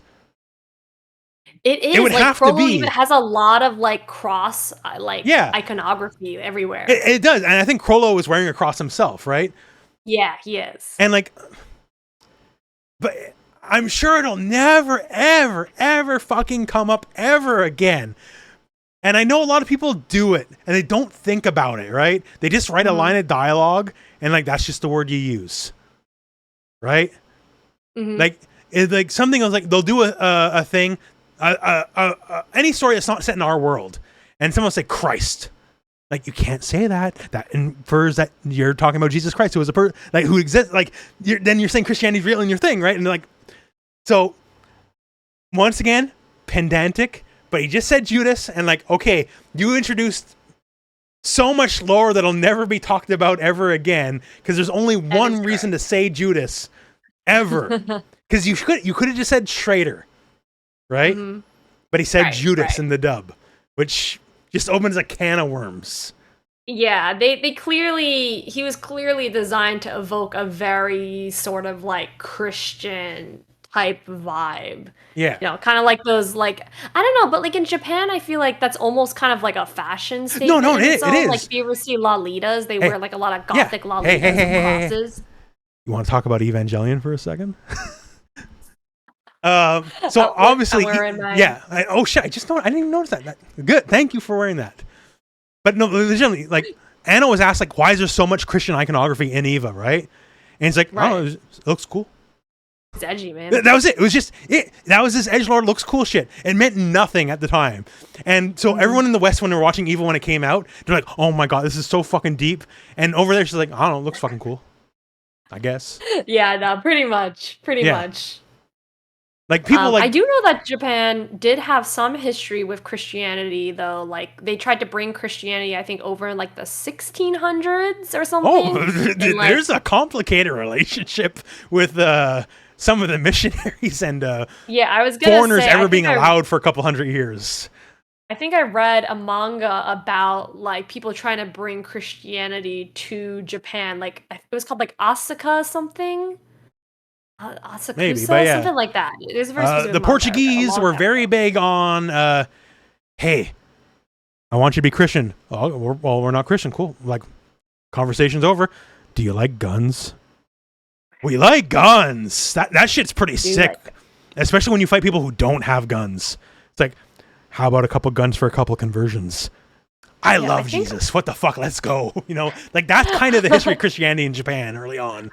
Yeah, I think there's a lot of foods in Japan as well that are kind of like based off of Portuguese cuisine. Like I think tempura, like frying like that, is technically like from the West. And also there's a Japanese candy like confetti. It's kind of like the little like tiny, like a traditional Japanese sweet where it's like these tiny little star shapes. And I think that was brought over from Portugal. Well, maybe of all Western, like up until obviously more modern times, Portugal had wildly the biggest influence on Japan.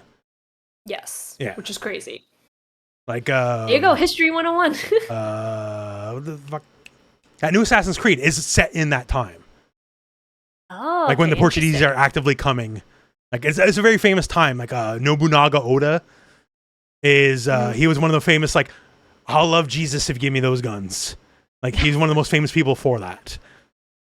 He loves power, not Jesus, but you know. So and that whole game set in that era, like if you play in the lore accurate mode, there's only two languages spoken in the game: Japanese and Portuguese. Interesting. Interesting. I'll have to check it out. No, that's it's a big thing. Yeah. So they have a very weird relationship with it, right? They do. Yeah. For sure. But at the time, it was just because it was cool. It was just because it was cool. That's all it was. And like we do the same shit. Edgy. We do tough boy, you know? Yeah. We do all the same shit. We'll just steal other people's culture just because it looks cool.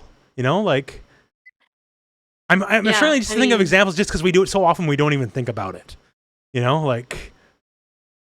Well, it's like white people getting Asian, like Chinese or something tattooed on their skin. Oh, that's a great example. Yeah. Like, it means loyalty and power. It probably says like I eat dog shit or something like that. You know, like. Yeah, there's the famous example where like Ariana Grande got like a barbecue or something tattooed on her fingers where it was supposed to be like 7 rings or something like that. Yeah. It's funny. It's but Yeah, I basically guess everyone's luckily obsessed with everyone else's culture, right? Like, yeah, especially Asian culture, like, it's really picked up, I think, with, like, K-pop and anime oh yeah, in hey, these past, like, K-pop's decade or so. even me stuck in my little rural Canada place. I can't avoid K-pop. I'm getting these jury collaborations. I'm getting this K-pop Demon Hunter movie. Oh, I've I learned just who watched Ging that Ging today. is. I did not know who Ging Ging was till the other day. Now I have to know who Ging What is Ging is. Ginge? Well, Who's Ginge? because Ging Ging's one of the members of aespa. Didn't you know that? Everyone Oh, knows Ging Ging. no. Wait, and there's a girl they added as a commentator, too, into Street Fighter 6. Yeah, Neva? Something like I that. took that. So now my personal account, that's my Street Fighter title, is Ging Ging, Mhm. my beloved. That's I barely know who she yeah, is. But even then, you okay, know, even like before that, I still heard of what the fuck's his name, Jungkook. yeah, from BTS. Had a big You are BTS supposed to phase. stan Jungkook. I mean, he's like he's the youngest member of the group. He's very talented individual for sure. But yeah, I don't think the aespa thing is going to age very well. Like The K-pop jury skin groups looks all come in right. and out That's all so that really matters. It looks all right. yeah, yeah, it looks cool. She's wearing shoes though, She's man. wearing People shoes. not. So now, if you're like, I would play jury if it wasn't just for being associated with the foot fetish thing. You literally have a costume with jury with shoes now. So there That's you go. right. You gotta prove it now. Like you Like actually have an when I option did to that prove most recent Choose a Main, the Cammy section, the starter, I said like pick outfit 3 to beat the allegations.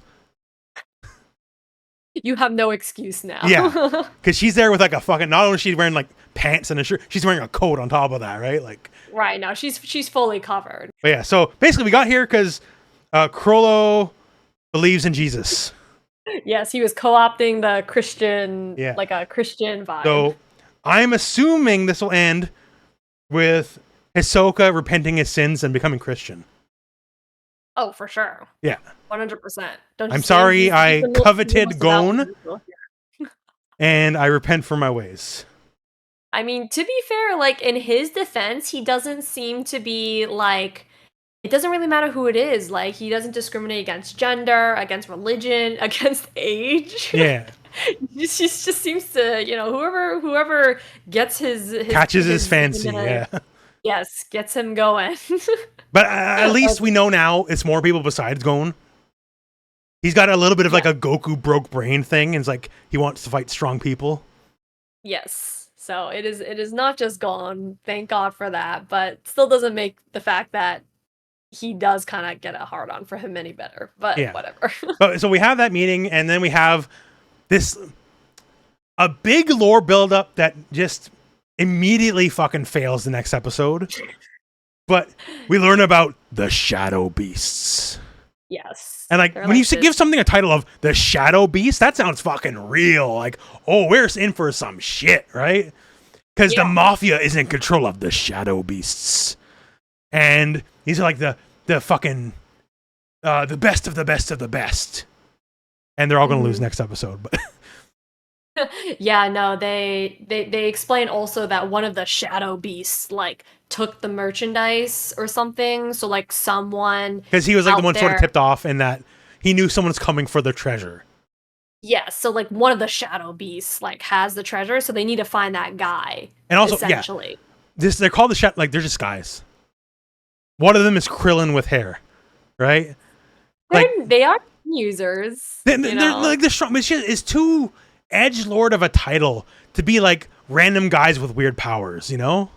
Yeah, some of them also just look like there's like one guy, he's black hair and he's kind of like a little overweight looking. Yeah, there's Krillin with hair. Yeah. Not a good, not a flattering picture of Krillin either. Like they're just like weird looking dudes. Like they're like kind of freaky. Like, Yeah, there's like one guy who's like a Junji Ito character because he has like a mole tongue. Yeah. But yeah, so we go on to the big battle is going to happen here. So when they left the building and the heist went wrong, if you will, they left on a hot air balloon, which is naturally the best way to a fucking escape anything, right? Hell yeah. And the Why Mafia is not? chasing them in their cars while they're in the hot air balloon, which I just found a very funny visual, if anything. Kind of like a gag, something you'd see in a gag manga or something. But yeah, we have like a small army of Mafia guys, and I got multiple notes here. I got here, Uvogin becomes Uvo God. Because this is his moment. Like, this is his moment. Yeah. For sure. And also, I heard this is the gorilla versus the 100 people. Basically, that's Uvogin. You're not wrong. Because they're like, oh, Phantom Troupe, we got you. There's so many of us. There's only a couple of you. You're done. We have you surrounded. Yeah. And this is when the rest of Phantom Troupe's like, do you have this Uvogin? He's like, yeah, I got this. He's like, okay, we're just gonna play like fucking poker now or whatever. Like they just sit down. Couldn't care less. Like, they're not phased. Right? Yeah, they're not even watching, or like you think like this is a heist or something. They'd be like, oh man, maybe like the rest of us should, I don't know, hide or do anything else other than play cards. But they're so unconcerned, right? Yeah. They're just like, okay, you know what? Let's bust out the Magic the Gathering decks. Let's play Commander here. Let's, the new Final Fantasy set came out. So that's what they're doing. Can't go an episode without like Magic the Gathering, like Berserk or wrestling. Like that's the charm of the show. But yeah, so Uvogin's just there, and like, they do everything to like show like he is beyond. Like, so first they just shoot him in the face, and he goes, and he does like the fucking like Jim Carrey thing of like he bites in the bullet. It's like, yeah. And he spits the bullet out, right? And then he like backhands the guy and just breaks his neck. And then the other guy tries to snipe him, and he like tanks the bullet basically. And he like picks up a pebble and he snipes the sniper with a pebble. Yeah, that was crazy. So like really mildly strong, right? Like, to say the least. Yeah. And then one guy's like, you know what? Okay, let's skip the bullshit. Here's an actual rocket launcher. I'm just going to shoot you with this point blank. And everyone's like, you're right. You should shoot me with that point blank. And then he shoots him with it, point blank. And he just goes, nah. By the way, this is a move in the game he has. Like, it's like a defense stance. Okay, I didn't know that. Yeah. So he's just like, no, I put my hand up and that's it. Like, so can't be shot in the face, can't be sniped, and can't be rocketed. So he's mildly tough. Yes. He's not invincible, as we see, but he's a tough guy. He's hard to harm in any way. And this is when the shadow beasts arrive. And they're like, okay, we got this guy. We got this guy. Don't worry about it, right? Move aside, Or they're all dead, but Yeah. I got here writing down, these are the Temu Ginyu Force. Temu Ginyu Force. Because they are like, I was not sold on these guys out of the gate before even what happens. And admittedly, they get their licks in. Like, it's not like they do nothing, but they definitely will not be in the fighting game. They are able to fight back, and this is getting to the next episode, but they are able to fight back a little bit, right? And then of course they go into that like very anime, like, this is how my power works. Yeah, it's like, now that I've got you, let me explain in full detail how my power works. Right. So one of the guys, he takes let's officially start the next episode here then. So episode 44, a build up to a fierce battle. And then we start with the Temu Ginyu Force, Shadow Beasts, and they all got their own little power. And I think right before they do something, like Uvogin just randomly kills all the mobsters. Yeah, I know. Like, it's like Nen users like truly just are like superhuman. I don't know how they've been able to keep all this under wraps. Yeah, because especially the most famous criminal group of all time. Because even the normal people have heard of the Phantom Troupe, right? That's been established. Right. And it's like, well, why are they famous? Probably because they do all these things. And probably stories of the specific members have gotten out and like, wow, they can do weird supernatural feats. Just like all these people on my famous Coliseum show I watch every week, and I know all the names of, and I can hear them talk. And yet somehow we don't know Nan exists in the world. I don't know. Yeah, I don't know either. Like, it's pretty, like, you see him literally tank a rocket launcher attack. Like, I don't know how anyone... Most people probably couldn't do that. Oh yeah, just most people. Yeah, like Muhammad Ali, good guy, great fighter, right? I don't know if he's taking the rocket to the face. Maybe one of the members of Resident Evil. I don't know if they've ever. I know they use the rocket launcher. I don't know if the rocket launcher ever gets used Oh, against doesn't them. yeah, But Jill definitely, Nemesis has yeah, the rocket launcher, doesn't he? yes, So he Jill's been does. rocketed more than a few times, I'm sure. Yes, in like 3 specifically, like Nemesis is like stalking her around with the rocket launcher. It's actually very terrifying. I got a little sad Um, actually about Resident Evil. I know we're tangent, but just they said Leon can't be the main character in the new one because like he's too old Mhm. now. Because like they're keeping the I original timeline from the 90s, right? yeah. So They'll. I'm sure he'll cameo in some way. I mean, I don't really I don't know much about the new game yet, but I'm pretty sure they'll want to include it's him. like the daughter of the girl from Resident Evil 7. Oh, that's right. That was the one with the Bayou Swamp Yeah, Swamp Hillbillies, Billies. right? Yeah. Yeah, I didn't really particularly enjoy 7 or, you know, maybe this is a little controversial. I didn't really like 8 all that much either. But we'll see. We'll see with 9. I don't know. Oh, it's just like Optimistically I'm not a hopeful. big Resident Evil guy, but I know all the characters, right? And then like Right. it's not bad to age up your characters. That's not bad at all. I for fighting games, I often argue for it, right? It's one of my favorite things Mhm. about Street Fighter 6 is they aged up some of the characters. Yeah, But it's another finally. thing to age out your characters, Right. right? You know, like they've been really trying to get like these new protagonists in these past couple of games. They've been really trying to get them to stick, and they just have not. I don't They even have remember not been the name sticking. of the guy from 7 and 8. Starts with an Yeah, E, maybe? great. Ethan. Okay, there you go. Yes. Ethan is not Jill. Ethan is not fucking Leon. He is not fucking Chris. You know, No, like I mean, have you he's ever not seen that even meme? Barry. Like, Have you ever seen that meme where they put like Ethan next to like the Silent Hill 2 oh, protagonist, and it's James? just Yeah. like yeah, it's just like you see them both like looking They like kind of look like the basically exact same just, like character. But yeah, to be just fair, like you're not supposed to normal look at Ethan guys. much. Yeah, no, you are not. Because James That's is fair. literally meant to be like the most everyman generic white guy. That is like Japan's version of the everyman generic white guy. Okay. I mean that's fair, but yeah, I just I just always thought that was kind of funny.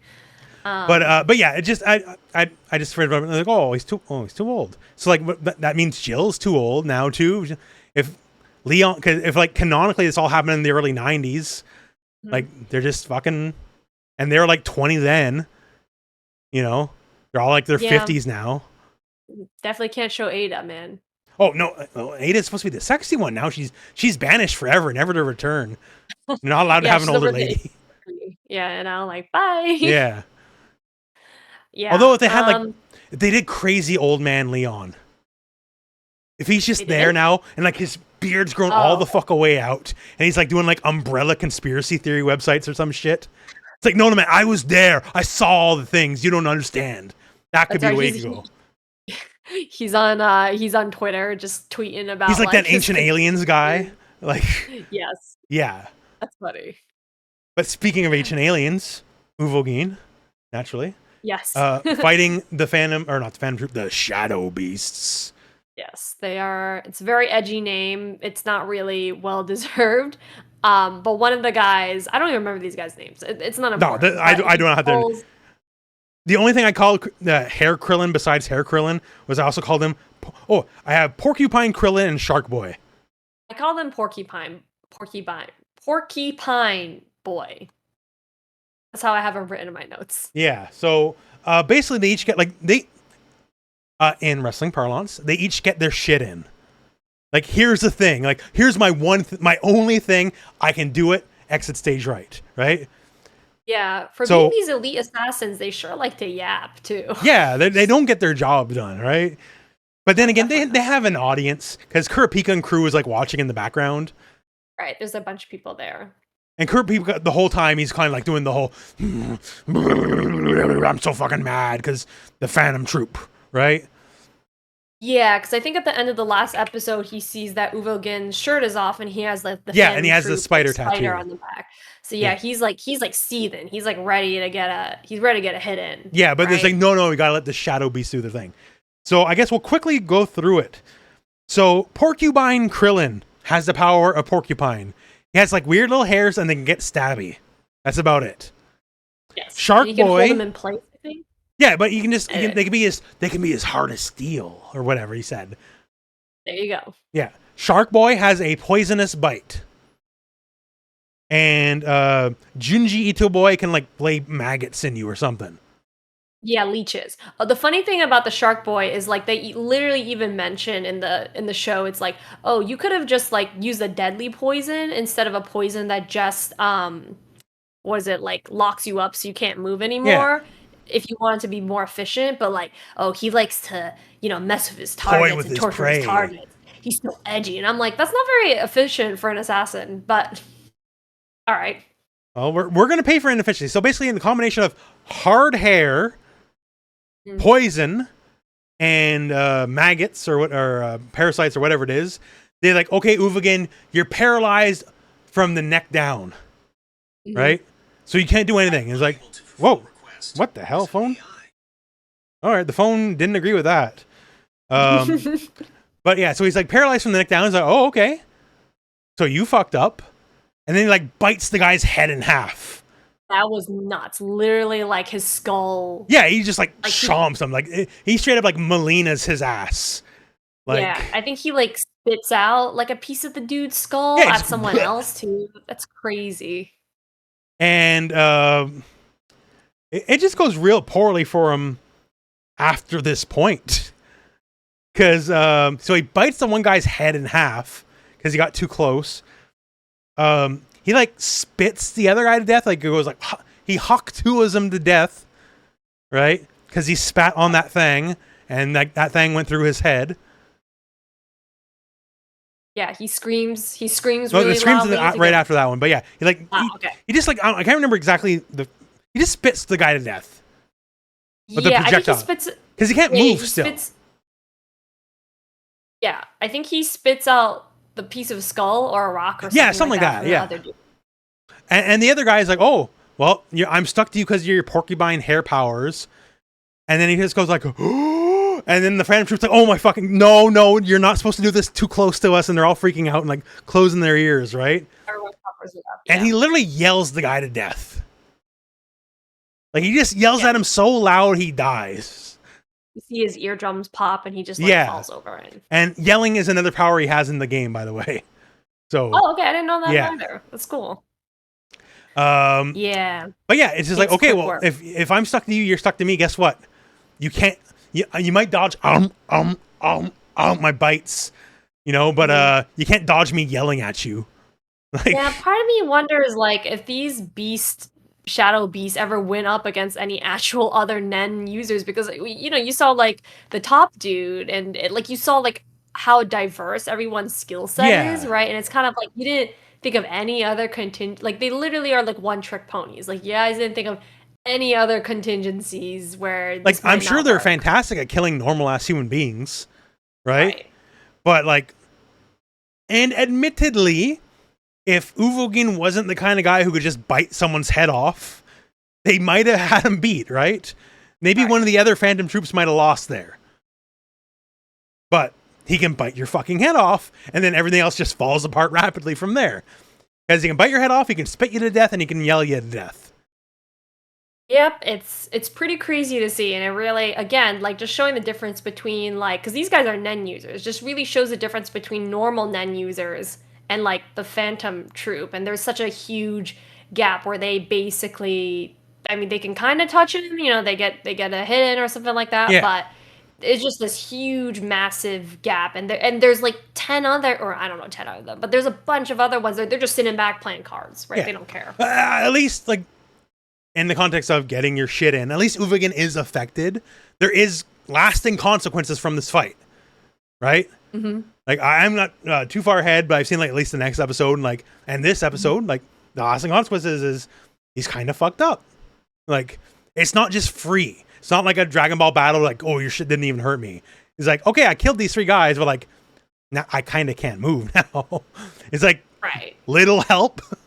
Stop your fucking card game. Help me out. Like, and then it's like, because he's poisoned. He can't move. He's poisoned and he's got like bugs growing in him. It's like double whammy, right? Mm-hmm. And then it's like, it turns out, okay, if we just get you really, really fucking drunk, you can avoid all this coming up. Which I can't remember the exact science what they used, but well, they said like if I don't know, I don't know anything about if this is accurate or not, but it's like if you drink a bunch of beer, you'll have more ammonia in your system, so you'll be able to, so that they won't be able to The lay their parasites can't eggs or hatch something. or whatever. Yeah, like something like that. I So ain't no it's entomologist, so I'll take the show's word for it. yeah, But like the lasting, like the consequence is there's been lasting damage done. right. And this is when Kurapika literally go, well, okay, right before this, Kurapika's super mad. He's like, oh, I'm gonna get him. And then Melody like goes, ooh, doo, doo, doo, and like plays the calming song, like he's a fucking angry bull or some shit. And like, oh, chill, I got you, right? Like, has bard powers to calm people. But then still pulls like, okay, I'm now like gonna snatch your ass. I'm gonna use my new chain. Yeah. My new powerful chain I invented for this situation. Gotcha. And like they literally like Scooby-Doo fucking run away to the car and like zoom off. Yeah, they explain that he uses chain jail, which basically is a move of his chains where he can basically make it so none of the spiders can move, but if he uses it against anyone other than his spider, like he will die. He like starts talking a little bit about some rules that like maybe my mind glazed because he says he made a contract with himself. Yes. Makes it unbreakable as long as it's only used against the spiders.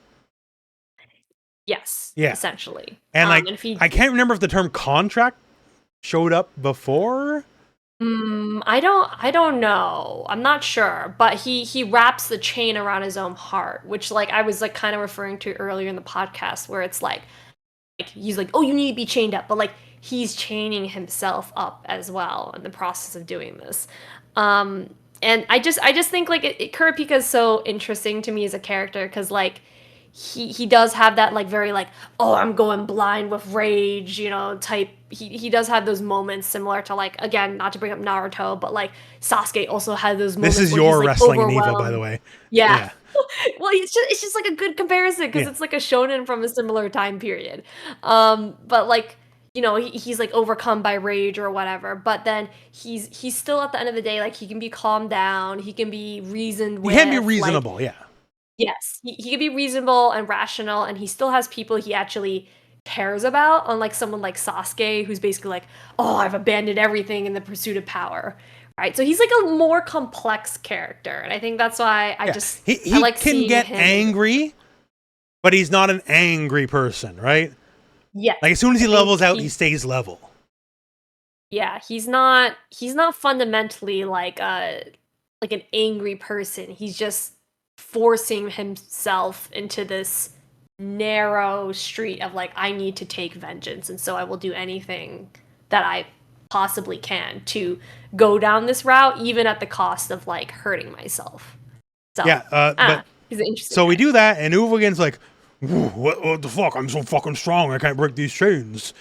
And then one of the most insane things, because this is when Kurapika starts giving the speech, right? He's fucking driving, and it's literally like hand on the wheel, and he's, hey, and by the way, this fucking thing, I made a contract with myself, and I'm I can't use enhancer, blah blah blah. And he's like, blah, blah, and you're a fucking bitch, and it's like just not looking at the road, and the whole time he's just fucking drive. And Melody's like, what the fuck? Like, look at the road, please. Like, I don't know how it is in the sub and dub. You can just see Melody's like fucking screaming, like, look at the road. Like, yeah, no, she's literally like, like you can hear it in the background as the episode ends. She's like, keep your eyes on the road, keep your eyes on the road. Yeah, but it's just you're driving, and you're literally just like, it's like we're gonna back to Winnipeg, like yelling at the fucking kids, right? Just driving, not looking at what's coming up at all, right? And like, yeah, I felt like if they were someone else, this show doesn't feel like the kind of show that would do it, but if they wanted to do their Pulp Fiction moment of like something like goes off the rails in a real fucking bad way that shouldn't have, him just yelling while fucking driving should have been that. Oh god, yeah. No, it's definitely a case where they should have had someone else drive, and he should have been in the back, like making sure those chains were secure. Exactly, especially when you're the person responsible for keeping the guy that can kill all of you under wraps.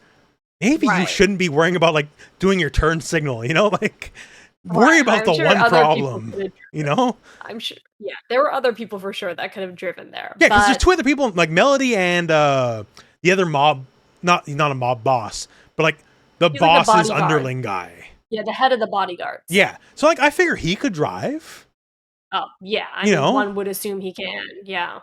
And it's like, well, I don't know, I don't like driving at night. It's hard. Like I already got like You a got couple other things demerits on to my worry license. I about, don't want to but risk it, right? So you can drive, right? Like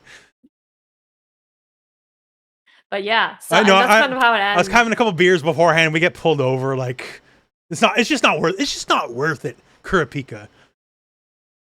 Yeah, it's a weird way to end the episode. It's a just little it's an kooky, insane situation that like for for all sure. intents and purposes, you have just captured effectively anime Hulk, right?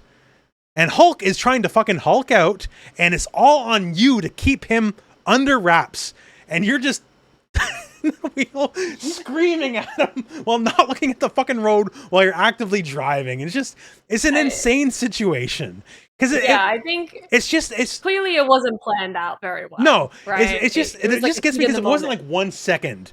It's like a full 30 seconds where he's not looking at the road. Yeah. One thing. Sorry. One thing I also am just remembering that they do mention is that like Machi, the string girl, mentions that she attaches Yes, like a needle to Uvogin. she Yeah, did the so they can thing track where him. they can just like when they see this is callbacks because they established this, right? So just like with the bungee gum, she can follow the Nen signal, and they'll never know unless they bust out the special eyes to look at it. And they're not thinking about it because they have a fucking 8-foot tall, 500-pound man beside them, and they're all kind of stressed out. And that's not exactly the first thing on their mind to look for, right? Yeah, no, for sure. He's a huge. Oh my god, I'm surprised he even fits in that car. Like, It's a good car, I it's guess. huge. I guess it's Although, a fancy I think mafia. I did see I think it's the very next episode I did see, which we'll get to when we do this next time. But like they apparently have car magic because they can like shrink Yes. cars and have people. So maybe it's like a clown car situation. It doesn't look that big on because like even me, I get into a Japanese made car, I'm like this, right? Because I'm Yeah, 6'4", right? And Uvogin is a lot definitely bigger not than meant me, for but you. you know it's roomy for him. So the clown Yeah. car logic, if it's a lot more roomy on the inside than it is on the outside. Maybe. I mean, I think the car. I also watched a Henan episode. I think the car is able to shrink and expand because of the guy's Nen Yeah, because of his powers, not power, because- the Shadow Beast power. Yeah. But anyways, But we'll cover get that next into time. So I did see that, but yeah, we are. This is. I feel we're like the shit's finally really getting real. Like we had a bunch of like small adventures. This is definitely is absolutely more Kurapika angled than anything else. Mhm. Because like Gon and crew care more about Greed Island, but like this is like I feel like this is like a shit hit the fan. Like the show is starting to get real. Yeah, no, I mean, like, when you think about it, the previous arcs can kind of just be described maybe in, like, a few sentences where, like, kids go to take a hunter exam, get their hunter license, and learn about secret magical powers called Nen, right? You could, like, Yeah. summarize it like that really simply. But whereas, like, once you get to this part, you're like, okay, well, like, you know, one of the characters, you know, his whole clan was murdered by these other dudes, and they're trying to, like, get vengeance, and, like, blah, blah, blah. It's a whole, you know, like, it this gets is the cops knew internal affairs was setting them up all along kind of moment. Like, Yeah. oh, see, like the mob came in, tried to rob them, but then they got robbed, and they're doing this. Then this double other mob has like superpowered people to get the other thieves, Gorilla Man, to like it's just Yeah, going this is- places. This is the plot. It's a very plot heavy arc for sure. Yeah. But it's a really good one. It's definitely a fan favorite for sure. And the characters obviously are popular, and that's why they're in the fighting game, right? So Yeah. Once again, I think I've seen most of them. I do know there's a lanky guy with like bombs. I definitely haven't seen him yet. Genthru. Maybe I'll take your word for it. Yeah. Well, do you want to know when you meet him or? It's in the future. I'm sure. I haven't seen him yet, right? Yeah. No, you have Okay. not for sure. Because I know he's in the game and I haven't seen him. But I've seen now most of the characters. Yeah, I think after the arc that we're currently in, there are two other arcs that are in this 2011 anime. So Yeah. still got more characters to go, and you're still meeting new characters all the way up to the last There's arc. So the Greed Island. I Greed know of Island the arc, yes, Chimera Ants. yes, Chimera Ant arc. I don't know what the fuck that means, but I remember You find out. I was joking before we started doing before I watched anything, right? I was just like making I was just trolling the shit post to see who I can get mad. It's like, oh man, I love the Hellfire Island arc. And like someone's like, actually there is an island arc. And like, oh well shit. Got it half right. Yeah, I mean those are also very famous arcs. I will say my favorite arc is the Greed Island arc. But that's just because like I'm a sucker for like the concept of like an MMO type thing. Yeah, we'll see. As both a actual MMO veteran and watch the animes where they get stuck in the MMO veteran. So when they get stuck in the MMO, I'll have a weird set of eyes to look at it, I guess. For sure. I think it'll be really cool to see like through your perspective, like having had reference to those older MMOs. Because again, my only reference is like RuneScape and Gaia Online. My references is not... Meridian 59, Ultima Online, EverQuest, Anarchy Online, Dark Age of Camelot, that's a lot. EverQuest 2, WoW, obviously.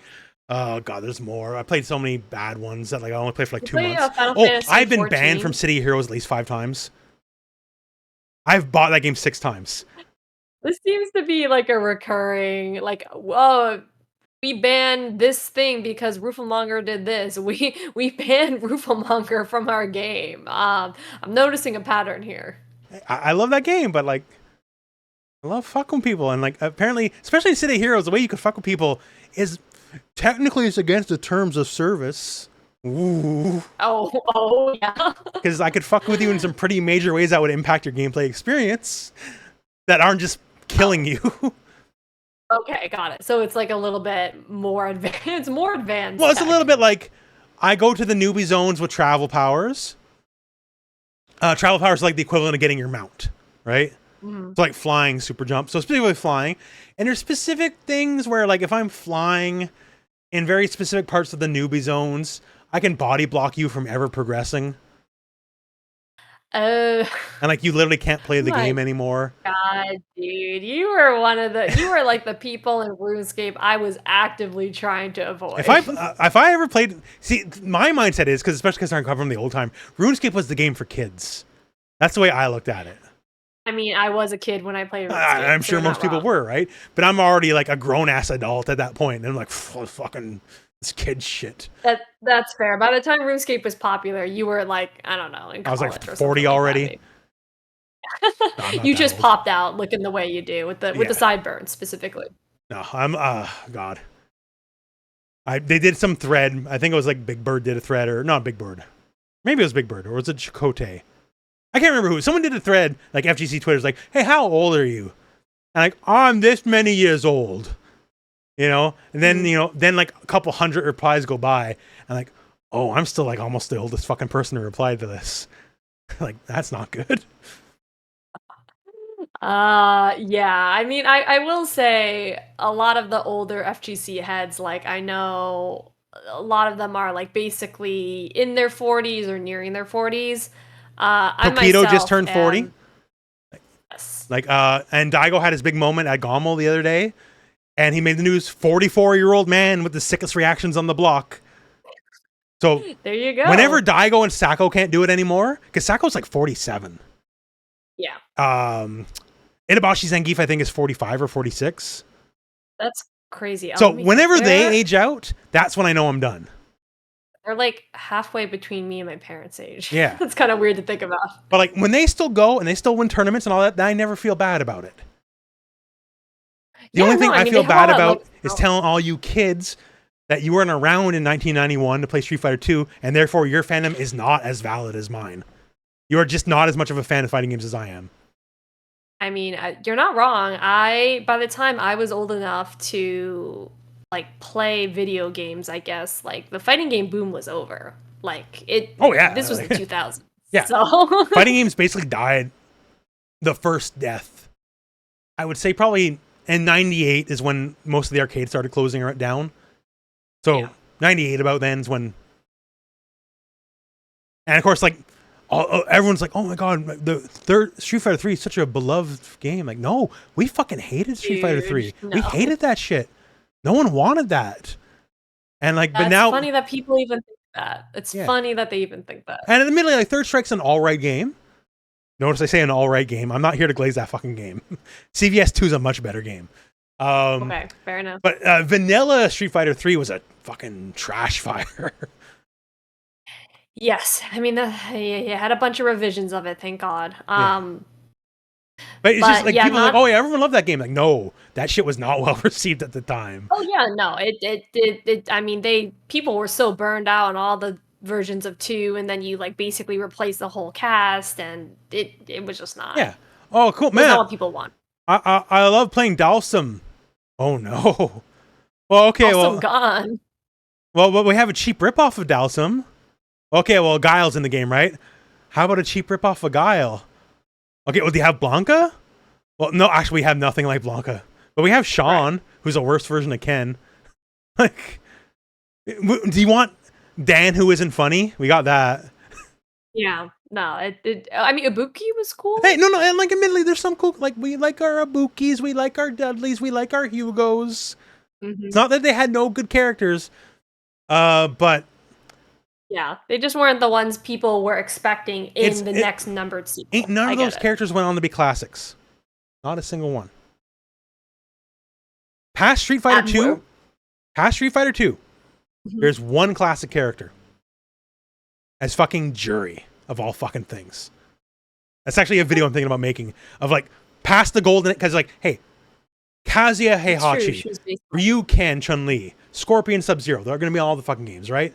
Mm-hmm. But then we always try new characters, and most new characters don't come around for a second go at bat. You know? Nah, they really tried with Luke. I mean, they tried. They try, and Luke's all right. Yeah, he's cool. His redesign is much better. And better than Manon, I guess. Like, of all the new crew, I think fucking Marissa has the most staying power. Like, she's, to me, the most likely that would be in Street Fighter 7. I mean, she's different, right? And I think people like that. She has a vibe that's nothing like anything else. And has unique gameplay versus Luke's a wannabe Shoto-ish.